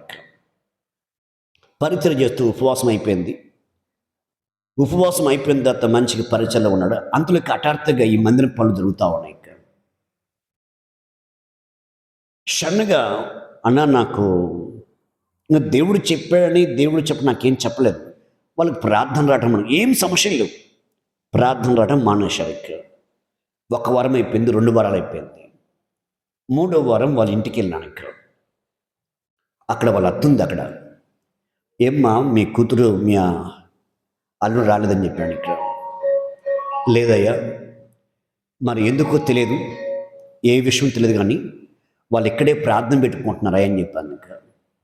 సరే అమ్మా, నేను చెప్పదలసిన మాట వినామని చెప్పినాక వాళ్ళు ఉంటారేమో అనుకున్నాను. వాళ్ళు ఎరుగబట్టి నువ్వు విను, నీ ద్వారా వీళ్ళందరూ రక్షణకు వచ్చారు ఇంకా అని చెప్పని సంఘ పెద్దని వ్యక్తి నా ఎమట పెట్టుకొని పోయి వాళ్ళ అత్తని లేకపోతే వాళ్ళ తల్లిని దగ్గర పెట్టుకొని మాట్లాడటం జరిగింది. ఇంకా ఏం మాట్లాడినాను, వీళ్ళకి జరగబోతుంది ఏదైనా సరే నా పేరు ఎత్తద్దు, దేవుడి పేరు ఎత్తద్దు. వీళ్ళకి ఏం జరిగినా, ఏం జరగబోతున్నా, ఏమి అయినా మా పేరెత్తద్దు, దేవుడి పేరెత్తద్దు, నా పేరెత్తద్దు, సంఘం పేరెత్తద్దు అని చెప్పినాక సరే మంచిదయ్యా అని చెప్పాను. వదిలేష్టం వచ్చేసిన. ఎందుకంటే దేవుడే ముందు ఆ మాటలు చెప్పాడు. ఆ మాట చెప్పిన మాట ప్రకారం ఏది తెలియజేసినాము. అది జరిగిన తర్వాత కొన్ని రోజుల తర్వాత అతను విజయవాడ నుంచి తిరిగి ఇక్కడ ఉన్న ప్రాంతానికి బైక్ మీద వస్తా పోతున్నాడు అన్నమాట. ఇంతలోకి యాక్సిడెంట్ అయిపోయింది. తలకాయ చితికి మెదడంతో బయటకు వచ్చి చనిపోయాడు. దేవుడి పేరు ఎత్తనివ్వలేదు, నా పేరు ఎత్తనివ్వలేదు, సంఘం పేరు ఎత్తనివ్వలేదు. నేను ఇంకా నీ గురించి నీకు అర్థమైందో తెలియదు, కానీ నడిపిస్తున్న నాయకుడికి అర్థమైంది నీ గురించి ఏందో, దేవుని ఉద్దేశం ఏందో, దేవుని చిత్తం ఏందో. ఇలా నాలుగైదు జరిగినాయి ఇంకా. అందుకే దేవుడు నిన్ను అప్పగించిన చోట ఉండాలి, దేవుడిని అప్పగించిన కాపరి యొక్క మాట వినాలి. వినకపోతే ఏం జరిగిద్ది? అపవాదికి అవకాశం దొరికిద్ది. సంఘంలో ఉంటే సంఘం ప్రార్థన నిన్ను కప్పుతుంది, కాపరి మాట వింటే కాపరి యొక్క ప్రార్థన విని దేవుడిని ఆపదలు పడకుండా, సాతన చేతులు పడకుండా నిన్ను కాపాడుతాడు దేవుడు. కాపరి యొక్క ప్రార్థన, సంఘం ప్రార్థన ఆలకించి నువ్వు సంఘానికి, కాపరికి, దేవుడిని ఉంచిన చోట వండుకొని నీ సొంత పెత్తనం చేస్తే అపవాదికి చోటు అవుతుంది. హల్లెలూయా.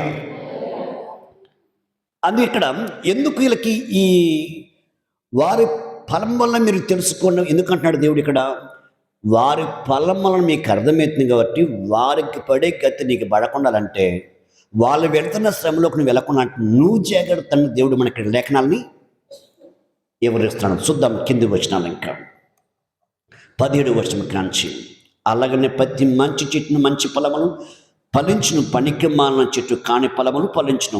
మంచి చెట్టు కాని ఫలములు ఫలింపనెరదు, పనికి మాలిన చెట్టు మంచి ఫలములు ఫలింపనెరదు. మంచి ఫలములు ఫలింపిన ప్రతి చెట్టు నరకబడి అగ్నిలో వేయబడును.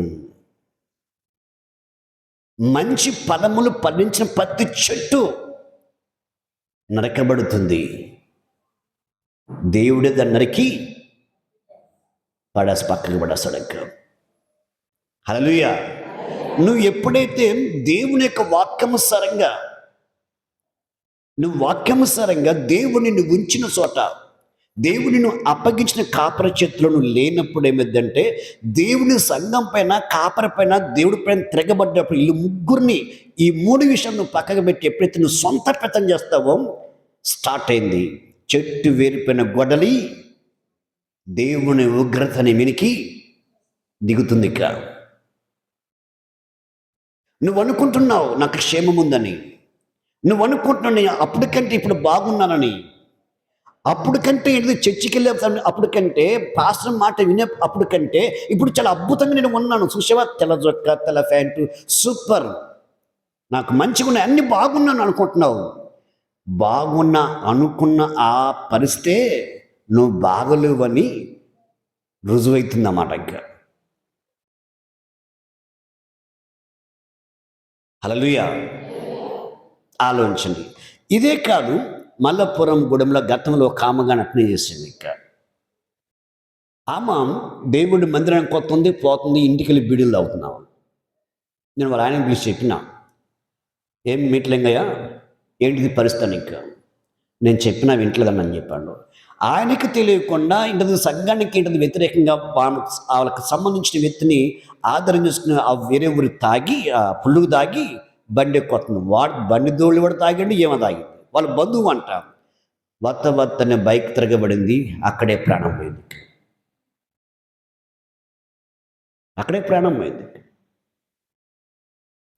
అలాగని ఇంకొక మనిషి కానీ ఆమె దేవుణ్ణి కలిగిన ఆమె తన భర్త మాత్రం దేవుడికి తిరగబడ్డాడు, దేవుడిపైన తిరగబడ్డాడు. ఇంకా బాగా గమనించండి, దేవునికి సంబంధించిన వ్యక్తికి దేవుడికి సంబంధం లేని వ్యక్తికి పొత్తు ఎక్కడ కుదరదు.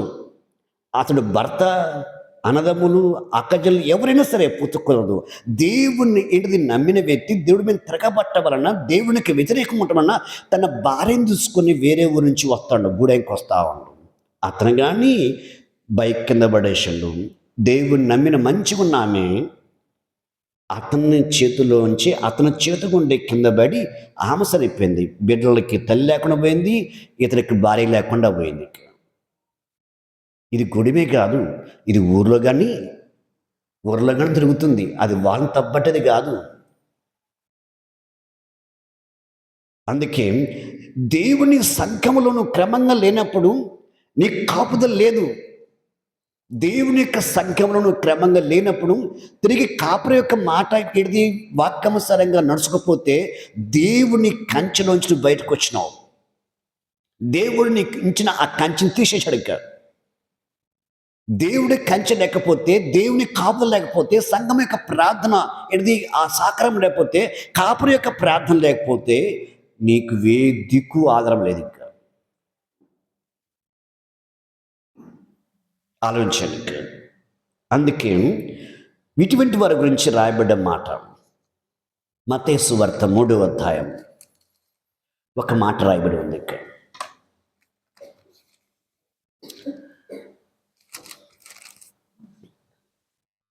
3వ అధ్యాయం చూడు 8వ వచనం కాంచి, అబ్రహాము ఒక తండ్రిని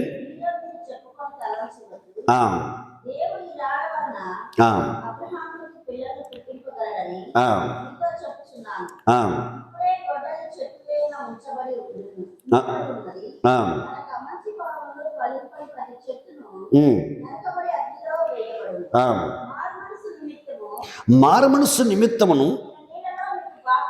నేను నీళ్ళ మీకు బాప్తిస్తున్నాను, అయితే నా వెనక వచ్చేవాడును నాకంటే శక్తిమంతుడును, ఆయన చెప్పులు మోటికను నేను పాత్రను కాను. ఆయన పరిశుద్ధ ఆత్మతోను అగ్నితోను మీకు బాప్తిచ్చును. ఆయన చేతిలో ఉన్నది, ఆయన తన కళ్ళమును బావుగా శుభ్రము చేసి గోధుమలను కొట్లో పోసి ఆరిన అగ్నితో పొట్టును కాల్చివినని వారితో చెప్పాను. హల్లెలూయా. ఎవరి మాట చెబుతుంది? యేసు ప్రభు కంటే ముందు వచ్చిన యోహాను ఎడిది బతులు చెబుతున్నాడు. ఇంకా ఆయన పరిశుద్ధ ఆత్మ మీకు బాప్తిస్తాడు. ఇంకా నేను ఇప్పుడు మీకు నీళ్ళలో బాప్తిస్తాను, నా వెనక వచ్చేవాడు శక్తిమంతుడు, ఆయన పరిశుద్ధ ఆత్మతో బాప్తిస్తాడు. అంటే అర్థం ఏంటిది? ఇందాక మనం చదువుకున్నాం కదా, అపోస్తలుల కాలం 2వ అధ్యాయం, పరిశుద్ధ ఆత్మ యొక్క వరం నిమినికి వస్తుందని. ఇక పరిశుద్ధ ఆత్మ నీకు బాప్తిస్తాడు, కానీ ఆయన చేతిలో ఉన్నది. ఆయన కళ్ళమును బహుగా శుభ్రం చేస్తాడు. ఏం చేస్తాడమ్మా? శుభ్రం చేసి ఏం చేస్తాడైనా? గింజలనేమో ఆయన కొట్లో పోసుకుంటాడు, పొట్టునేమో ఆరిన అగ్గిలో కాల్చి వేస్తా అంటాడు దేవుడు. ఇంకా అందుకే కొంతమంది ఏం చేస్తారంటే విశ్వాసి ఇంకొక విశ్వాసి అతుక్కుంటుంది. జాగ్రత్త, అతుక్కోకు. ప్రేమించంటే వారిని పొడుచుకోకు. ప్రేమించంతే వారిని పొడుచుకున్నావా, ఆ వ్యక్తి దేవుడిని బిడ్డగా ఉందో దేవుని బిడ్డగా లేదో నీకు తెలియదు. ఆ వ్యక్తి దేవుడికి నమ్మకం ఉందో నమ్మకం లేదో నీకు తెలియదు. ఆ వ్యక్తి పొట్టో గింజో నీకు తెలియదు. ఆ వ్యక్తిని ఆనుకున్నావు అనుకో, ఆ వ్యక్తి ప్రార్థనకు వస్తే వత్తవ, ఆ వ్యక్తి ప్రార్థన రాకపోతే రావు. ఆ వ్యక్తి మీద ఏదైతే దేవునికి ఉగ్రత ఉందో అదే నీ పైకి దేవునికి ఉగ్రత వస్తుంది. ఇక్కడ జాగ్రత్త. ఇక్కడ విశ్వాసం విషయంలో నీ విశ్వాసం నీది, వారి విశ్వాసం వారిది, ఎవరి భక్తి వారిది. నువ్వు తింటే నీ కడుపు నిండుద్ది, నేను తింటే నీ కడుపు నిండదు. ఎవరి భక్తి వాళ్ళదే. ఎవరి ఆత్మకు సంబంధించిన వారు సిద్ధపాటు కలిగి ఉండాలి. అందుకే జాగ్రత్త. సంఘములో మన సంఘ బిడ్డంత మాత్రాన వాళ్ళని రాసుకొని పూసుకోకు. ఇక్కడ అనేక రకాల మనుషులు వస్తుంటారు దేవుడి మందిరానికి. దేవుడు ఇటుది మాట వినేవారు వస్తారు, దేవుడు మాట వినకుండా వస్తారు. కొంతమంది ఆపదల కోసం వస్తారు, కొంతమంది కష్టాల కోసం వస్తారు, కొంతమంది ఏదో దేవుడు నమ్ముకుంటే ఇస్తాడు అని వస్తారు. కానీ దేవుని కోసం బ్రతికేది మాత్రం ఒక్కలు మాత్రమే. ఎవరు? వాక్యమిని వాక్యమనుసారంగా తమ జీవితాన్ని సరి చేసుకొని దేవుడితో సమాధాన పడి ఆయన కావాలనుకున్న వారు మాత్రమే జీవిస్తారు. హల్లెలూయా. ఇంకొక ఆమె వచ్చి నాతోటిది, అనయ్య అనయ్య అల్లా మొత్తది ఏది ఇప్పుడు అట్లా ఏమో నా గ్రంథులు అన్నీ అంట. ఆమె రాలేదు, ఈ విశ్వాసం దెబ్బతింది. ఇంకా ఏం రాదు, ఇంకా ఏం అడిగింది కదా ఏం రాదు. మళ్ళీ ఆమె వచ్చి అన్నయ్య అల్లా మస్తది రాదే ఆమె వచ్చి అడిగింది. అంటే వీళ్ళిద్దరు నేను పను అన్నమాట. ఆ రోజు కయ్యోన్ అన్నట్టుగా ఎవరి గురించి? దేవుడు ఏబుల గురించి అడిగితే కయ్యోన్ చెప్పినట్టుగా ఉంటుంది కదా. ఎవరు? జాగ్రత్త. అందుకే వక్ర విశ్వాసాన్ని ఒకరు కోల్పోకుండా, నీ విశ్వాసం పాడుకోకుండా, నువ్వు విశ్వాసం నుంచి తొలగిపోకుండా నువ్వు దేవుణ్ణి మాత్రమే పొడుచుకోవాలి. నీకోసం ప్రాణమిచ్చిన యేసుని మాత్రమే ఆధారం చేసుకోవాలి. కానీ మనుషులను ప్రేమించాలి, కానీ వారిని అతుక్కోవద్దు, వారిని పొడుచుకోవద్దు, వారిని అతుక్కోవద్దు, వారిని పొడుచుకోవద్దు. పొడుచుకుంటే ఏమైంది? ఒకరోజు ఇద్దరు అత్తగోళ్ళు. అత్త ఎప్పుడు ఆమె కదా కోడలు కొత్తగా వచ్చింది. అత్తను చూస్తుందా మా అత్త ఎట్లా చేస్తుందా అని. కానీ అత్త చెప్పే మాటలు ఆమె చేస్తుంది చూసినంతే, అత్త చెప్పిన మాటలు లేదన్నమాట. ఇంకా మా అత్త చేసిన చూసినా కదని మనసులో బండి పెట్టింది. పోయినాక ఏం పెట్టిందమ్మా? అదేసింది ఇదేసింది ఇదేసింది అదేసింది, లాస్ట్కి అత్తకపోయింది. వాసన వస్తుంది, అత్త ఆడ కూర్చుంది, పరిగెత్తుకుంటూ వచ్చింది. ఇప్పలేదు కంపని నిప్పిట్టింది అనక. మా ఏం చేసేవి? అప్పటికి ఇల్లంతా బాగా మంచి అత్తల వాసన వస్తుంది. ఏ వాసన? మాడ వాసన, అత్తల వాసన కాదు. కానీ అత్త ఏం చేస్తుంది? కొత్త కోళ్ళు కదా, ఓడుచుకుంది. ఏం చెల్లా మాడిపోయిందమ్మా, నన్ను అడగచ్చు కానీ లేదత్త చేద్దామనుకున్నాను, ఇట్లా అయిపోయింది. ఆయన అలాని తప్పు ఒప్పుకుంటుందా? ఏమో ఇట్లా అయిపోయింది, నేనేం చేయమంటావు? అయితే నా మీద కోపడుతుంది. మళ్ళీ రివర్స్, తప్పు ఒప్పుకోక మళ్ళీ రివర్స్, నా మీద కోపడుతుంది అని అందరికి అయిపోయిందా? మళ్ళీ కొడుకు రాగానే ఏడుతో ఆమె కొడుకు రా ఏం భర్త రాగానే చెప్పింది. ఇంకా మెమ్మ అట్లా చేసింది ఇట్లా చేసింది, అందుకే మాడిపోయింది, నేనేం చేయమంటావు? లాస్ట్కి అత్త మీద తిప్పేసింది. ఇంకా అందుకే వినంగా 100 రాయిలలో ఒక రాయి తగిలిదట. పోయి ఎవరికి తగిలిదమ్మా? మొగుడికి. అప్పుడు ఎమ్మంటే ఆ మొగుడు ఈడు తల్లి ఏం చేస్తుంది? ఇంకా అవునరా, నేనేమో అల్లము, నీ పెళ్ళామో బెల్లం. అయిపోయా, సమస్యలు పెరిగినాయి. ఏమైనా తక్కువైనా ఏమి గాల. కాబట్టి ఇక్కడ ముఖ్యంగా నువ్వు గమనించాల్సిన విషయం ఏంటంటే, నీ విశ్వాసం నీదే, చాలా జాగ్రత్త చూసుకోవాలి. అందుకే చాట ఆయన చేతిలో ఉంది. ఆయన గాలిస్తే గింజలు మాత్రమే ఆయన దగ్గర ఉంటే పొట్టు మాత్రము వెళ్ళిపోతుంది. ఇక ఎక్కడికి?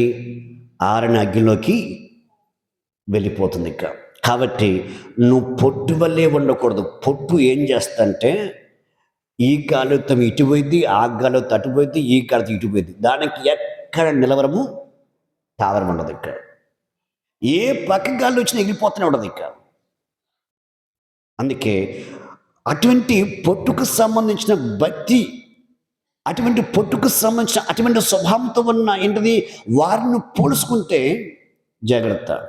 మరి నీ పరిస్థితి కానీ అటువంటి పరిస్థితికే వెళ్ళిపోద్ది. వెళ్ళకూడదు. అది విశ్వాసులైనా, పరిచయం చేసేవారైనా, సేవ చేసేవారైనా, సంఘంలో పెద్దలైనా సరే. కొంతమంది సేవకులు ఎలా ఉంటారంటే, మనం టీవీలో చూస్తుంటాం, వాళ్ళు కరెక్టు, కానీ విను వాక్యం అంతే.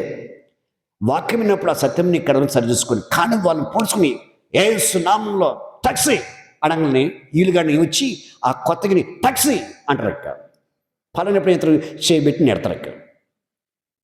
యంత్రమ్మా ఇలా ఆ టచ్చినప్పుడు వాళ్ళు పడతారు. వాళ్ళు పక్కన లాగుతారో ఇంతకీ ఇల్లు పడతారో తెలియదు, కానీ వాళ్ళని చూసి ఏంటది వీళ్ళు తక్షణ పోయి పడినప్పుడు ఇతరు వీళ్ళకి నెట్టం పరిచయం చేస్తారు. మెడక ఇరకదిస్తారు వెనక్కి, లేకపోతే మోకాన్ని కూర్చొని వెనక ఏళ్ళు ఇరిగిపోతే పట్టరా అంటాయి. ఒమ్మ ఈ పాస్టర్ని ఇరకదిత్తుర్ర నాయనకి. పడ్డంత మాత్రాన పోయేదేం లేదు, నిలబడ్డంత మాత్రం వచ్చేదేమీ లేదు. హల్లెలూయా.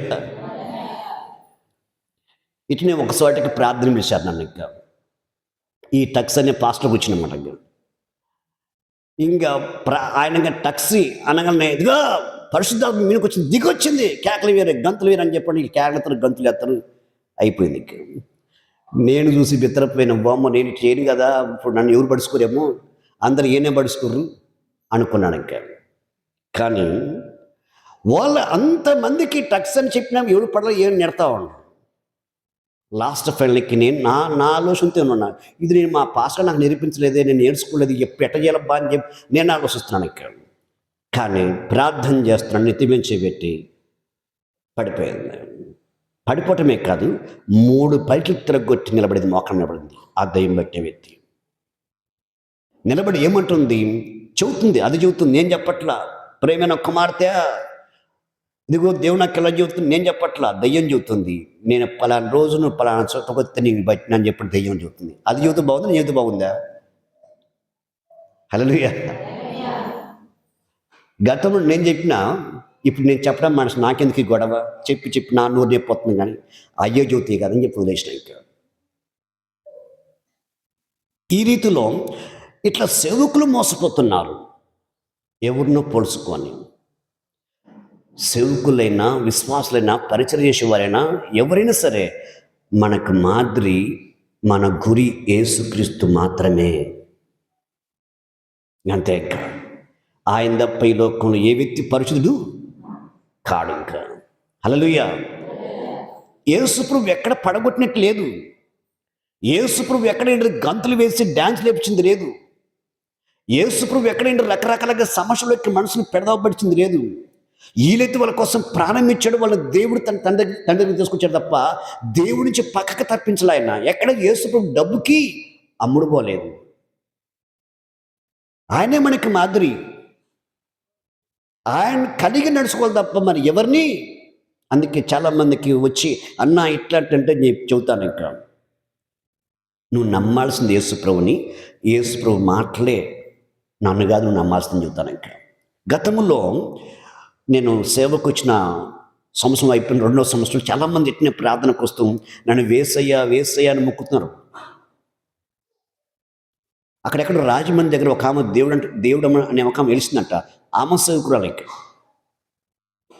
ఆమెని అమ్మ అని పిలుస్తున్నాను వేసయ్య అంటున్నారు. ఇక్కడ నేను ఏసయ్యను కాదు, ఏసయ్య పరలోకములో ఉన్నాడు, ఆయన దగ్గర నిలబడితే ఆయన పిలుస్తూ వస్తాడు. నేను ఏసయ్యను కాదు, ఆయనకి నీకు మధ్యలో మధ్యవర్తిని, అంటే పనివాడిని, సేవకునంతే. నేను యేసు ప్రభుని ఎంత మాత్రము కాదని నాకు నేనే వివరంగా చెప్తా వెళ్ళాను. ఇంకా అదే కాదు, ఏసయ్య అంటూ వచ్చి కాలు పట్టుకుంటున్నారు, ఏసయ్య అంటూ నన్ను కాపాడమని ఏడుస్తున్నాను వాడేసుకొని. ఇంకా ఇది కాదని చెప్పాను. ఇంకా ఇది కరెక్ట్ ఎంత మాత్రం కాదు. నేను యేసు ప్రభుని కాదు, నేను మనిషిని. మీలాగా నాకు తల్లి ఉంది, మీలా నాకు తండ్రి ఉన్నాడు. ఇంకా మా ఇంటిది నా తల్లిదండ్రులు మీలాగా ఇంటిది ఉన్నారు. అటువంటి మనిషి సంవత్సరం ఎత్తి నేను, కానీ దేవుడు పిలుచుకుంటే ఆయన పనిబడిగా వచ్చాడు. నేను యేసు ప్రభుని ఎంత మాత్రము కాదు నాకు అర్థమయ్యేలాగా చెప్తూ మనిషిని మొక్కకుండా దేవుని మొక్కి రీతికి నేర్పించేవాళ్ళకి. ఇంకా హల్లెలూయా. సేవకుడు అనేవాడు లేఖనాల ప్రకారంగా నడుస్తూ వస్తాడు. ఇది అలా ఉంచు. ఇంకా ఇంకొక మాట మనం చదువుకుందాం కింది విషయంలో. 7వ అధ్యాయం 20వ వచనం కాంచి, లేకపోతే చూడండి 21వ వచనం చూడండి. ప్రభువా అన్నని పిలుచు ప్రతివాడును పరలోక రాజ్యంలో ప్రవేశింపుడు కానీ పరలోకమందున్న నా తండ్రి యొక్క చిత్త ప్రకారం చేయవాడే ప్రవేశించును. ఆ దినమందును అనేక నన్ను చూసి ప్రభువా మేము నీ నామమున ప్రవేశింపలేదా, నీ నామమున దెయ్యములు వెళ్ళగొట్టలేదా, నీ నామమున అనేకమైన అద్భుతములు చేయలేదా అని చెప్పుదురు. అప్పుడు నేను మిమ్మల్ని ఎన్నడను ఎరగనని అక్రమ చివరరా నా వద్ద నుండి పోనని వారితో చెప్పేదను. హల్లెలూయా. అక్రమ చివరలు అంటే దేవుని వాక్యమిని దేవునికి వాక్యమనుసారంగా జీవించకుండా, వాక్యము తెలిసి దేవుడి గురించి తెలిసి ఆ పక్కకు పెట్టేసి నీ సొంత పెత్తనం చేస్తుంది చూడు, అదే దాన్ని అక్రమం అంటారు. దాన్నే అక్రమం అంటారు. ఇక దేవుడి గురించి తెలిసి దేవుడి గురించి నీకు అర్థమై కానీ ఇంత అర్థమరీతిగా దేవునితో మాట్లాడిన తర్వాత కానీ ఆ వాక్యాన్ని పక్కకు పెట్టేసి నీకు మనసుకి నచ్చినట్టుగా, నీకు తోచినట్టుగా, ఎవరినో మెప్పించే రీతిగా, ఎవరినో సంతోషపెట్టే రీతి నువ్వు ప్రవర్తిస్తున్నావంటే అక్రమం చివర మీరెవరు నాకు తెలియదు. పరలోకమందు తండ్రి చిత్త ప్రకారంగా చేయవాడే ప్రవేశించను. అంటే వాక్యమనుసారంగా జీవిస్తూ దేవుని యొక్క ఉద్దేశం ఏదైతే ఎడల తెలుసుకొని ఆ ప్రకారంగా జీవించేవాడు పరలోకంలోకి ప్రవేశిస్తాడు. అది విశ్వాస పరిచయం చేసేవారా, సేవ చేసేవారా, సంఘంలో పెద్దల జాగ్రత్త. ఇది అందరికీ సంబంధించిన వాక్యం. ఇది ఒకరికే చూసాం, వాళ్ళ గురించి మాట్లాడుతుంది. ఇలాంటి ఆలోచనకు పోదు. ఇది అందరికీ సంబంధించిన వాక్యం. అది నువ్వు దేవుడి బిడ్డవేనా లేదా దెయ్యం బిడ్డవా? అనన్నయ్య, సిపిరి లాంటి వాళ్ళు ఎవరన్నా ఇట్లాంటి స్వభావంతో ఉన్నారా? జాగ్రత్త. అందుకే నువ్వు సంఘానికి విధేయత కలిగి ఉండాలి. ఎందుకు ప్రతి ఆదివారం రమ్మంటున్నాను? దేవుడు గురించి ముందు నువ్వు తెలుసుకోవాలి. నువ్వు దేవుడి గురించి తెలుసుకోవాలంటే ఏం చేయాలి? ప్రతి ఆదివారం ఎంత దూరం ఉన్నా సరే, నీకు ఎన్ని కష్టాలు ఎన్ని బాధలు ఉన్నా సరే, ఆ రోజు ఎన్ని పనులు ఉన్నా సరే పక్కకు నెట్టాలి. నువ్వు నీ పని పాడు కాకుండా అంటే, నీ కుటుంబం పాడు కాకుండా అంటే, నువ్వు నీ కుటుంబం దేవుళ్ళలోంచి సాతాను చేతిలో పోయి నశించిపోకుండా అంటే, శాపానికి గురి కాకుండా అంటే, నువ్వు ఆ రోజు దేవుడి సన్నిధికి రావాలి. ఇంకా ముందుకి మంచిగా నీ జీవితం, నీ కుటుంబం నడవాలంటే, నీ కుటుంబం దేవుని చేత దీవించబడాలంటే నువ్వు ఆదివారం ఎక్కడ ఉన్న దేవుడి మందిరంలోకి రావాలి. నీ ఇష్టం. బాగుపడానికి రావాలి. దేవుళ్ళలోంచి తొలగిపోయిన మరుక్షణమే శాపం వస్తుంది మీకు. దేవుని యొక్క ఉగ్రత మీకు వస్తుంది. నష్టపోయేది ఎవరంటాం? దేవుడికి నష్టం లేదు, సంఘానికి నష్టం లేదు, నడిపించే నాయకుడికి నష్టము లేదు. కాకపోతే నడిపించే నాయకుడు పడ్డ ప్రయాస వ్యర్థమైపోయిందని ఆయన వాక్యము చేత గర్భము ధరించి మిమ్మల్ని కని ఉన్నాడు కాబట్టి బాధ ఉంటుంది, వేదన ఉంటుంది. ఇంకా అందుకే కొన్ని సమయంలో పౌలు పోతుడు అంటాడు, ఇంకా నా అతిశయం మీరే, నా మహిమ కీటము మీరే అంటాడు ఆయన. ఇంకా ఎవరు ఈ మాట్లాడినది? పౌలు భక్తుడు. వాక్యము చేత మిమ్మల్ని గర్భము ధరించి, గర్భము నిమిత్తంగా ప్రశ్నవేత్తు మిమ్మల్ని కని ఉన్నాను.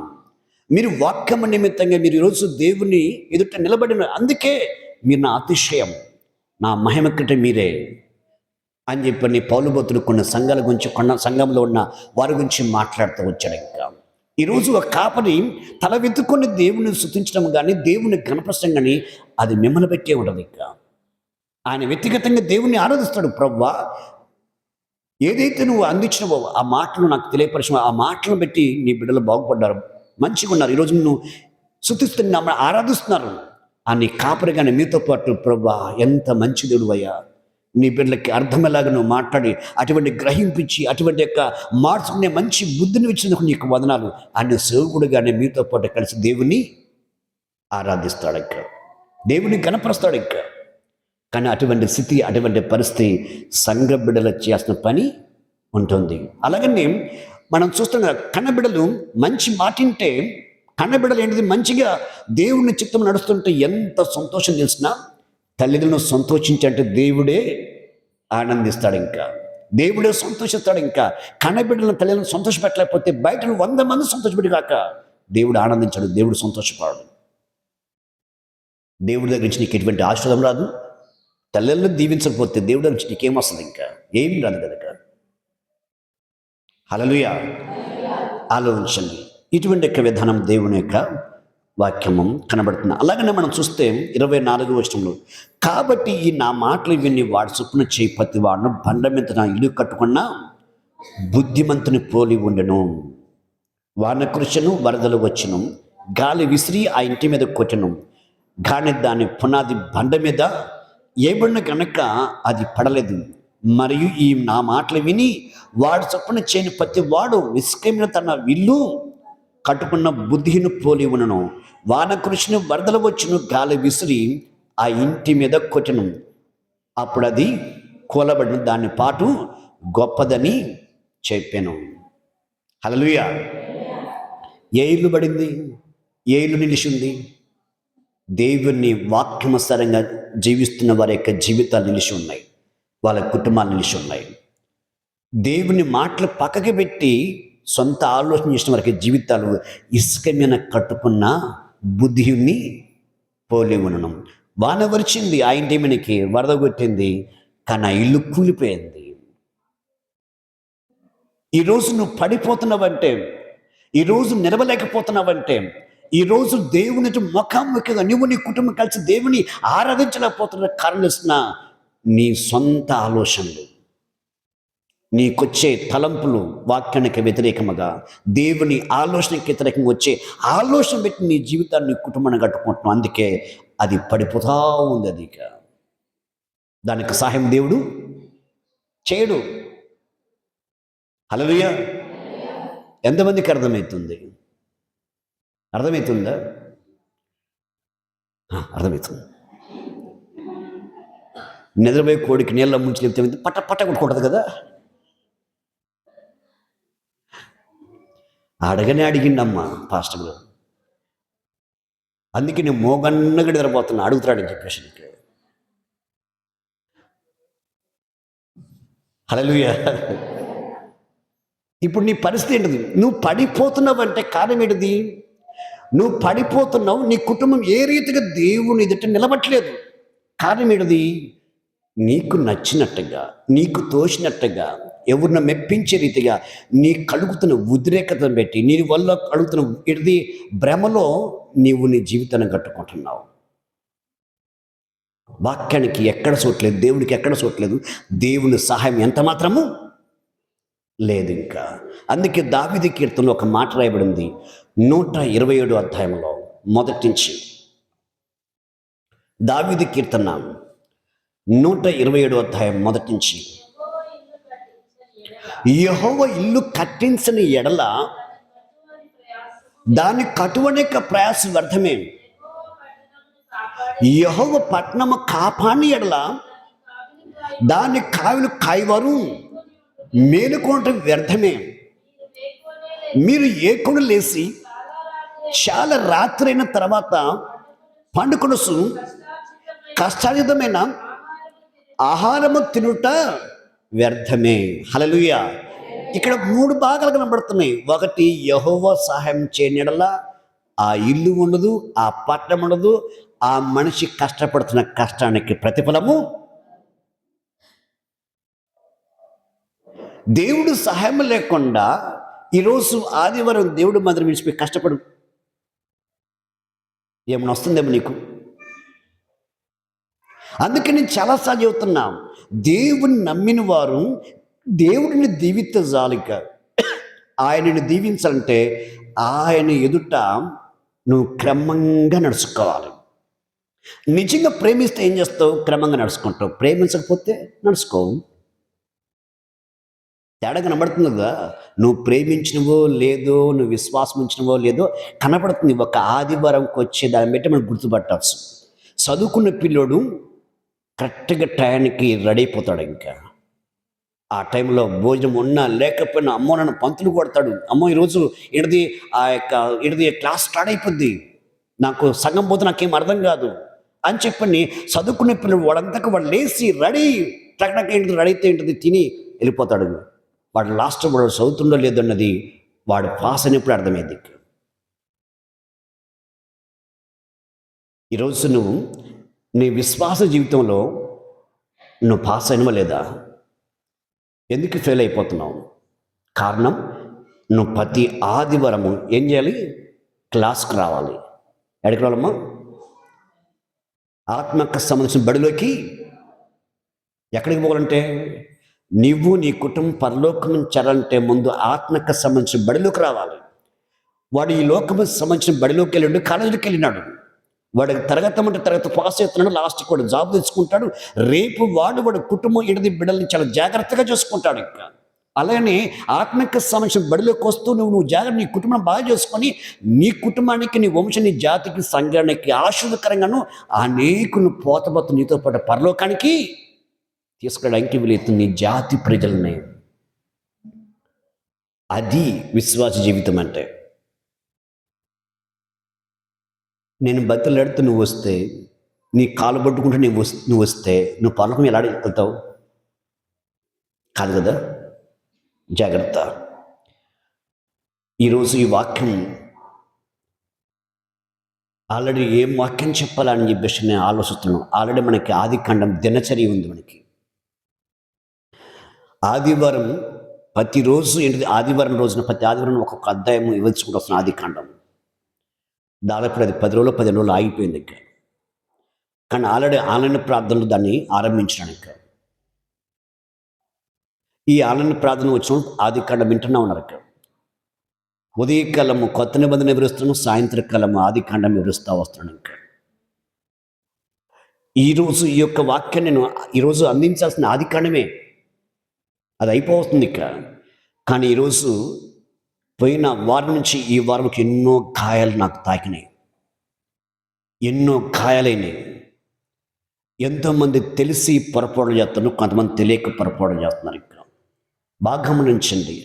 అబద్ధికులు సేవకులైనా, సాతానుకు సంబంధించిన సేవకులైనా, అపవాది చేతులు ఉన్న సేవకులైనా ఎవరిని క్రాచ్ చేసుకుంటారంటే, దేవుడి గురించి అవగాహన ఉండి లేకున్న వారిని క్రాచ్ చేసుకొని వాళ్ళ విల్లల్లో జరబడతారు. సంఘంలోంచి, సేవకుల నుంచి పక్కకు తప్పించి వారిని అడ్డం పెట్టుకుని పోషింపబడతారు. వారి శలాయింపు అవుతారు. మేము సేవకులమని, మేము అట్లా విట్లా అని. ఆలోచించండి. నేను గతంలో, అందుకే నేను చాలాసార్లు కొంతమందికి చెబుతుంటాను, అన్న చాలా దూరం అవుతుంది కదా, మేము ప్రతి ఆదివారం రాలేకపోతున్నాం, మేము ఒక ఆదివారం రాలేనప్పుడు ఇక్కడ చర్చి ఉంది పోవచ్చు అని అడుగుతున్నాం. కొంతమంది, చాలామందికి 100కి 100% పోవద్దు అంటాను. ఎందుకు పోవద్దు అంటే అక్కడ ఉన్న చర్చిలు, అక్కడున్న వ్యక్తులు దేవుడు పిలిచిండో పిలవలేదు, దేవుని సంఘాలు కాదు తెలియదు నాకు. మీరు చెప్పిన దాన్ని బట్టి నేను చెబుతాను. ఇంకా మీరు సరైన అవగాహన లేకుండా ఇక్కడ చెప్పినట్టు అక్కడే ఉన్నట్టుగా అంటారు. కొంతమందికి 100% ఇంకో 90% చెప్పను. మీరు రాలేని స్థితిలో ఉంటే ఇంట్లో ప్రార్థన చేసుకుని చెప్తాను. మీకు ఏదైనా ఇబ్బంది అయితే, మీకు ఏదైనా కష్టం ఉంటే, అన్నీ బాగుంటే ఖచ్చితంగా రావాలి సంఘానికి. ఎందుకంటే నువ్వు దీవించబడాలంటే నువ్వు దేవుడి గురించి తెలుసుకోవాలి. నువ్వు దేవుడి గురించి తెలుసుకుంటేనే నీ పొరపాట్లు కానీ, లేకపోతే నీ తప్పులు కానీ, నీ అవిశ్వాసం కానీ, నీ దేవునికి నువ్వు అడ్డుపడకుండా, దేవుడు దీవించబోతున్న ఆశను పొందుకోకుండా నీ తప్పుల వల్ల నువ్వే తప్పు చేసుకుని పోగొట్టుకుంటావు. దానికి ఎవడు కారణం? దానికి కారణం నువ్వే కదా. నువ్వు దీవించబడబోవడానికి కారణం నువ్వు, దానికి సేవకుడు కాదు, దేవుడు కాదు. అందుకే నువ్వు దీవించబడడానికి ప్రతి ఆదివారం దేవుని సంఘంలోకి రావాలి తెలుసుకోవడానికి నేను చెబుతుంటాను. ఇంకా కానీ 10%కి వాళ్ళు ముందే నేను ఇలా చెబుతానని చెప్పాం వంకైన సాకులు చెప్తాను. అన్న అట్లన్నా, అన్న ఇట్లన్నా, ఇన్ని సాకులు. ఇంకా సాకులు చెప్పినప్పుడు నేను ఏం చెప్తాను, సరే నెక్స్ట్ పోమంటాడు. కానీ ఆ రోజు నీకు అర్థం కాదు. తగిన కాలమందు, తగిన సమయంలో నువ్వు మంచిగా దీవించబడుతున్న టైంలో నీ జీవితంలో దుఃఖ దినాలు ఎదురవుతాయి. ఏడుపులు తప్ప, దుఃఖ దినాలు తప్ప, కాపరికి నీకు, సంఘానికి నీకు దుఃఖ దినాలు తప్ప రెండోది ఉండదు. ఇంకా నువ్వు పడిపోయింది కాకుండా తిరిగి నీ యొక్క ఆలోచన ప్రకారం కాపరిని, సంఘాన్ని మొత్తాన్ని లాక్కొచ్చి దుఃఖ పెట్టే పరిస్థితి వస్తుంది. ఇటువంటి యొక్క పరిస్థితులు ఏర్పడతాయి. ఇంకా హల్లెలూయా. చెప్పే కదా ఒక పాస్టర్ గారు ఇట్లా మోసపోయాడు. ఇంకా ఎస్సీకాల్లో ప్రార్థన పెడితే ఆ ప్రార్థనకి నిన్న పిలిచారు. ఆ రోజు లాస్ట్ అందరూ అయిపోగా 10 మంది పిలిచారు. సేవకులు ఒక్కరిద్దరు కాదు, 10 మందిని 10 నిమిషాలు, ఒక్కొక్క మనిషికి 10 నిమిషాలు. నీకు 10 నిమిషాలు చెప్తా, తొట్టి నిండిపోయి చూస్తాం. పోతవా 10 నిమిషాల్లో తోటి నిండి నిండిపోయి ఏమని చెప్తాను, పోస్తావా? నీ గురించి దేవుడు చెప్పిన ఒక ఆలోచన కానీ నీ కుటుంబం గురించి చెప్పిన ఒక ప్రేరేపణ దేవుడు సేవకుడి దగ్గర ఉంటే అది నీకు పూర్తి చేయలేనాక ఆయన ఎవరినైనా చెప్పాలి, నీకు అర్థమయ్యేలా చెప్పాలి. నీకు అర్థమయ్యేలా చెబితే నువ్వు అపవాది చేతులు కానీ నీ కుటుంబంలో కానీ ఏదైతే ఉందో ఆశ్రయపూర్వకుండా కాపాడడానికి వీలవుతుంది. ఈ 10 మందిని పిలిచి అబ్బా ఆయన బాగా చెప్పాడు, అబ్బా ఈయన బాగా చెప్పాడు, ఇవన్నీ పక్కకి పెట్టు. నేను నా కాపురం నాకు నేర్పించిన విధానం నాకే కాదు, నాకంటే ముందు నా సేవకులు కానీ నా తర్వాత నా సేవకులు కానీ ఎక్కడైనా సరే అయ్యా 2, 3, 4 వాక్యాలు చెప్పి అక్కడికి వెళ్ళకండి. ఎందుకంటే దేవుని నామం అవమానపరచబడింది, దేవుని నామం దూషింపబడింది. అక్కడ అనేక కళలు వస్తాయి. ఒకరిపైన ఒకరు ఇది దేవుని గురించి చెప్పడం పక్కకి పెడేసి ఒకరిపైన ఒకరు నేరం అప్పుకోవాల్సి వస్తుంది. వెళ్ళొద్దని చెప్తాడు ఆయన. మాకు నేను పిలిచారా పోయి చెప్పు, లేదు నేను పిలిచిన ఇంకెవరు పిలిచి అమ్మ వాళ్ళతోనే వాక్యం చెప్పించుకోమని చెప్పేసాయి, మొక్క మాట లేకుండా చెప్పేసేయండి అని చెబుతాడు ఆయన. ఇంకా మేము నేర్చుకుంది అదే. అయినా కానీ ఇక్కడున్న పరిస్థితులు బట్టి మనం ప్రేమించడం చెప్పేసి వెళ్తాం. మేము ప్రేమించడానికి వెళ్తే ఆ పక్క నుంచి గొడ్డలతో నరకడము, గడ్డపరతో పడటము, కడుపులో బలెంలాగా పడటము ఏదో ఒకటి తెలుసుంటుంది మాకు. అప్పుడు సంఘానికి అడ్డది, సంఘానికి అడ్డు, సేవకు అడ్డు, రక్షణ పొందిన వరకు అడ్డు, రక్షణ పొందిన వరకు అడ్డుది. ఇటువంటి పరిస్థితులు ఎదురుతూ ఉంటాయి. ఇక అయినా ఎదుర్కొంటూ వస్తున్నాం. సరే వీళ్ళు తెలియదు కదా అనుకుంటాం, మనం తెలియదు అనుకుంటాము, మళ్ళీ ఇప్పుడు తెలిసిన తర్వాత మళ్ళీ తెలుసు కానీ తప్పు చేస్తారు. ఇంకా అందుకే ఇటువంటి వారు పిలిస్తే రానని చెబుతాను. సరే ఒకవేళ మనము వాళ్ళని కలుపుకోకపోతాం అనుకుంటాం, మనం వాళ్ళకంటే ముందు పోయి ప్రమాణం పిలుస్తాం, రారు. వాళ్ళ లోపల కుయుత్తు కలిగి ఉంటారు. ఎందుకంటే వస్తే అడుగుతామని, వస్తే ఏంటిది పరిస్థితి అడుగుతాం, వస్తే నన్ను తబ్బడతాడు, వస్తే ఇక్కడ నీ పని ఏముంది అంటాడు. కానీ ఏ కాడికి వీళ్ళు నా వైపు తిప్పుకోవాలి, వీళ్ళు నా వరగా చూసుకోవాలి, ఈ వచ్చే వ్యక్తిని ఆపాలి అని ఇటువంటి ప్రయత్నం కుయుత్తు కలిగి ఉంటారు. ఎన్నో కదా బైబిల్లో తోడుల యొక్క స్వభావంతో ఉంటారంటారు. గొర్రె శరీరం వేసుకొని లోపల తోడుల యొక్క స్వభావం కూరవతంతో ఉంటారండి. ఇంకా ఇటువంటి యొక్క విధానం మనం చూస్తూ వస్తున్నామంట. కానీ ఈ దెబ్బలు, ఈ పరిస్థితులు ఎన్నో రీతులకి సేవ ఆరంభం నుంచి తగులుతూ వస్తూనే ఉన్నాయి నాకు. అందుకే ఈరోజు నేను ఈ వాక్యం తీసుకున్నాను. ఇక్కడ తగిలిన గాయానికి, తగిలిన సంఘానికి అవమానం వచ్చిన వారు, దుఃఖపడ్డవారు ఎంతోమంది గాయపడి ఉంటారు. ఆడ అన్ని జనులు వస్తారు, దేవుడి గురించి తెలిసిన వాళ్ళు వస్తారు, తెలియని వాళ్ళు వస్తారు, అసలు దేవుడి గురించి పరిచయం లేని వాళ్ళు వస్తారు. నువ్వు నేను కొట్టుకుంటాడా రక్షణ పొందవాళ్ళకి అడ్డమైంది. అది ఇటు పరిస్థితులు వస్తాయన్నమాట. ఇటువంటి యొక్క విధానంలో పిలిస్తే రారు. ఇట్నే వశీకరణ ఒకటి జరిగింది. అప్పుడు అబ్బాయి పుట్టినరోజు ఏదో కార్యక్రమం అది. సరే పిలిచినారు. ఇంకా అన్న సంఘం పాస్టర్ అన్నాడు. ఏ సంఘం పాస్టరు? ముందు నాకు డౌట్. అన్న సంఘం పాస్టర్ అంటే అదే ఏ సంఘం పాస్టర్? నేనా? వాళ్ళ ఎవరు నీకు? లాస్ట్కి అన్న మా కులం పాస్టర్. రైట్. సంఘం పాస్టర్ వేరు, కులం పాస్టర్ వేరు. లాస్ట్కి సరే మంచిదని చెబుతాం, ఇక్కడ ఒప్పుకుంటాం. అయ్యా మీరు వెళ్ళి చెప్పండి, ఆ పాస్టర్ ఇక్కడ ఒకవేళ ఇక్కడ వస్తే రమ్మని మాట్లాడుకుందాం ఊర్లో కాబట్టి. లేదు ఆయనకి రావడానికి నేను వచ్చినందుకు మీ కాడికి, ఒకవేళ అటువంటి ఆలోచనతో నేనే వస్తాను మా దగ్గరికి. ముందు అక్కడ జరగబోతున్న కుటుంబ ప్రార్థన, ముందు మనం ఐక్యతగా మాట్లాడగలుపుకుంటే ఆడ ప్రార్థన ఎటువంటి డిస్టర్బ్ ఉండదు అని నేను మాట్లాడతాను. కానీ రారు. వస్తామని చెప్పినారు, అక్కడేమో అక్కడ కనిపడే రీతిగా, సంఘానికి కనపడే రీతికి వచ్చి ఎక్కడో బాయిక్కడ అయిపోయారు. నేను ఇంకా రాలేదు, ప్రార్థన టైం అయిపోయింది కదా, 11 దాటిపోతుంది, మనం 1 గంటల ప్రార్థన ముగించుకోవాలి. అక్కడ వచ్చిన చాలామంది బంధుమిత్రులు ఇది టయానికి కొలిపెడితే వాళ్ళు వెళ్ళిపోతున్న ఆలోచనతో నేను బయలుదేరినాం. నేను వస్తుంటే బయలుదేరి అనమాట. చిన్న చెట్టు కింద కూర్చొని కోతిక మంచి ఆడతారు. కోతిక మంచి ఆడుతుర్రు అన్నమాట. ఇక్కడ సరే మీ సావు మీకు జావాలని చెప్పేసి నేను వచ్చి ప్రార్థన స్టార్ట్ చేసినాక ఆడ ప్రార్థన చేస్తే అక్కడ మళ్ళీ ఇంకొక విశ్వాసులు కానీ ఈ సేవకుడు ఏం చేస్తాడో వాళ్ళు కానీ అదే నేర్చుకుంటారు. ఆ పాట కూడా టీ నాకు టీ అని ఏం మైక్లో పడుతుంది. ఆమె అయినా ఇంకొక మైక్లో ఆన మొత్తము అందరు పాటలు పాడిన తర్వాత అప్పుడు మైక్ వస్తుంది. ఇంకా అప్పుడు ఎంత టైం అయింది? 3 అయింది. ఇంకా ఏడో షుగర్ ఉన్న పరిస్థితి, బీపీ ఉన్న పరిస్థితి, టైరాయిడ్ ఉన్న పరిస్థితి ఏంటి?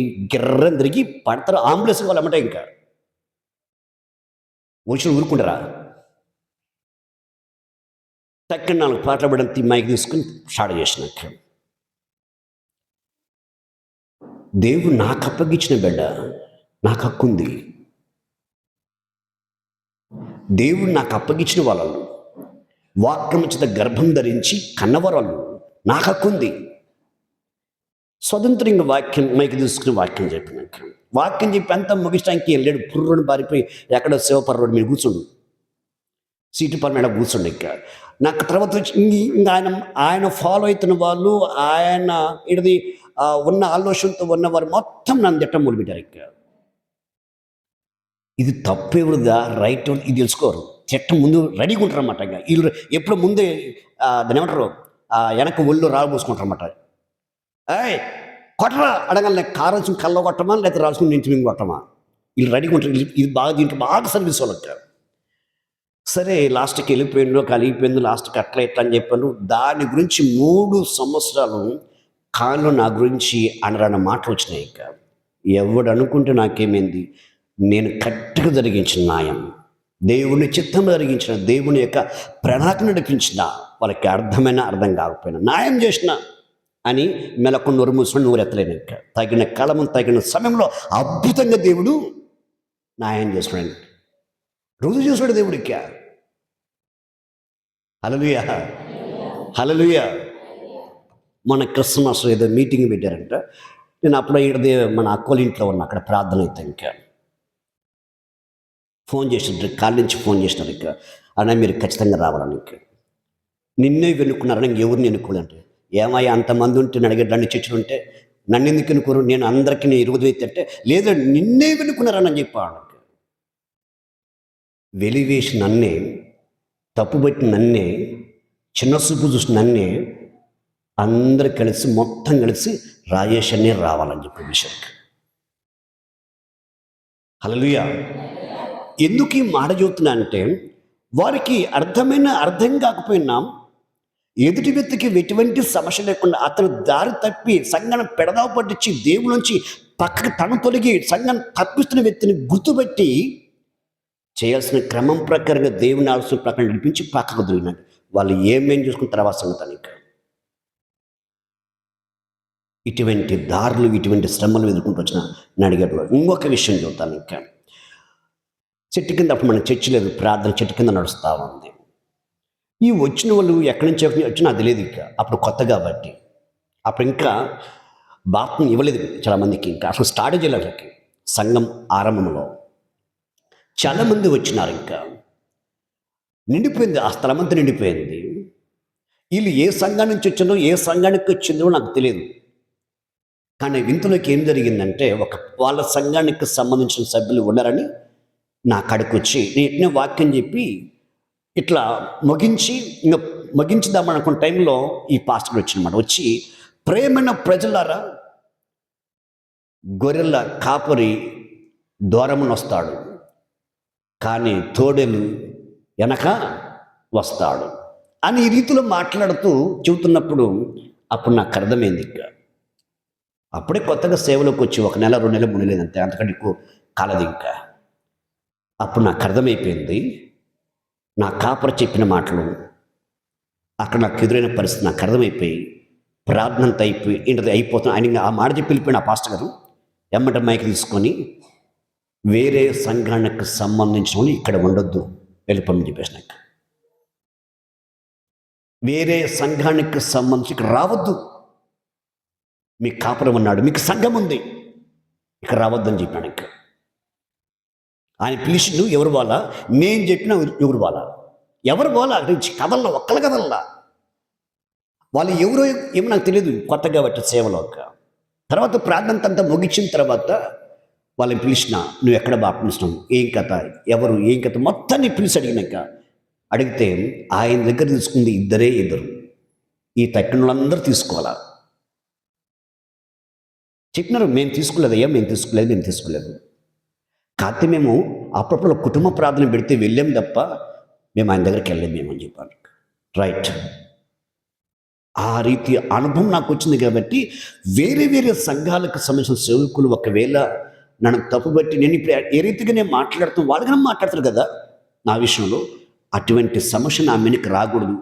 దేవుడు నన్ను ఎక్కడిగితే నేను అపరాధి కాకూడదని ఇటువంటి ఆలోచనతో నేను ఎన్నోసార్లు వాక్యం వివరిస్తూ, వాక్యం అర్థమయ్యేలాగా చెబుతూ, నువ్వెక్కడ రక్షించబడ్డావో, నువ్వే సంఘానికి సంబంధించిన వ్యక్తివో నువ్వు అక్కడే ఉండాలని చెప్తుంటాడు కనుక. హల్లెలూయా.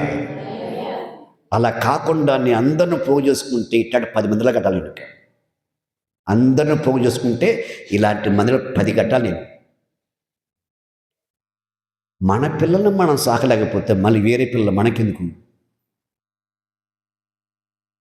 ఇప్పుడు నీ పిల్లోడు పక్కకు పోతే వాళ్ళ గురించి అల్లా ఆ పిల్లోని బట్టి నా కొడుకు ఎట్టయినామని చెప్పి అంటావు కదా. వాళ్ళ ఏడుపులు మన తగ్గుతాయి కదా. వాళ్ళ ఏడుపులు వింటాడు దేవుడు, వాళ్ళ కన్నీరు చూస్తాడు దేవుడు. వాళ్ళ సేవకులు ఏడుపులు కావచ్చు, విశ్వాసం ఏడుపులు కావచ్చు, అక్కడున్న ఏడుపులు కావచ్చు, అది నాకు కానీ సంఘానికి కానీ రక్షణ పొందేవాళ్ళకి కానీ వెంటి నేరాపణ పట్టకూడదు. అది నా పైన నింద రాకూడదు, దేవుడు నన్ను తప్పట్టకూడదు అని ఈ రీతిలో ప్రతి విధానంలో ప్రతి సమయంలో కానీ వాక్యం ఈ రీతిగా మీకు అందిస్తా వస్తున్నాను. ఇంకా అందుకే జాగ్రత్త. నువ్వు పొరపడకు, వేరే వారిని పొరపడవకు. నువ్వు తప్పు చేయకు, వేరే వాళ్ళ తప్పును మనకులోకి తీసుకురాదు. ఒక సంఘానికి వెళ్ళే వాళ్ళని మన సంఘానికి రమ్మని ఇప్పుడు పిలవకూడదు. అలాగే ఒక పాస్టర్ వాళ్ళకి ఒక సంఘం ఉంది, వాళ్ళు రక్షించబడ్డారు, దేవుడే వాళ్ళని నడిపిస్తున్నాడు. అది వాళ్ళ కాపుని బట్టి మంచి నడిపితే కాపుని దీవిస్తాడు, మంచి నడిపించకపోతే దేవుడే ఆ కాపుని లెక్కడుతాడు. మనకెందుకు గొడవ? మన సమస్య మనం చూసుకోలేకపోతున్నాం. కాబట్టి ఈ రీతిలో దేవుని యొక్క ఉద్దేశాలు మంచి తీర్మానం చేసుకోవాలి. అబద్ధ ప్రవర్తలు ఎవరు? దేవుని యొక్క మార్గాలలో ఉన్నది ఉన్నట్టుగా అందిస్తూ, దేవుడు చెప్పిన యొక్క ఆలోచన ప్రకారం వాక్యానుసారంగా నడిపిస్తున్న వాడు జీవిస్తూ, సంఘం నడిపిస్తూ, సంఘ విశ్వాసాన్ని అక్కడ ఉన్న వారిని దేవుని మార్గంలో వాళ్ళని నేర్పిస్తూ నడిపించి కరెక్ట్గా తను అందిస్తే అది సేవ, అతను సేవకుడు, అది సంఘం, అది విశ్వాసులు, అది పరిచర్య, అది సంఘ పెద్దలు లెక్కలోకి వస్తుంది, లేకపోతే లెక్కలోకి రాదు. హల్లెలూయా. కాబట్టి ఈ రీతిలో దేవుని యొక్క వాక్యం మరొక చూద్దాం విషయం అనేక. 1 కొరింథీయులు 3వ అధ్యాయం 10వ వచనంలో ఇంకా ముగించుకుందాం. చాలా ఉంది కానీ మళ్ళీ వచ్చే వారం ఇదే సబ్జెక్టులో వద్దాము. దేవుడు నాకు అనుగ్రహించిన కృప చొప్పున నేను నిరపరినై శిల్పకారుని వలె పునాది వేషితుని, మరొకడు దాని మీద కట్టుస్తున్నాడు. ప్రతి వాడు దాని మీద ఎలా కట్టుస్తున్నాడు జాగ్రత్తగా చూసుకునేవాళ్ళను. వేయబడింది తప్ప మరొక పునాది మీద పునాది మరి ఎవడును వేయనేరడు. హల్లెలూయా.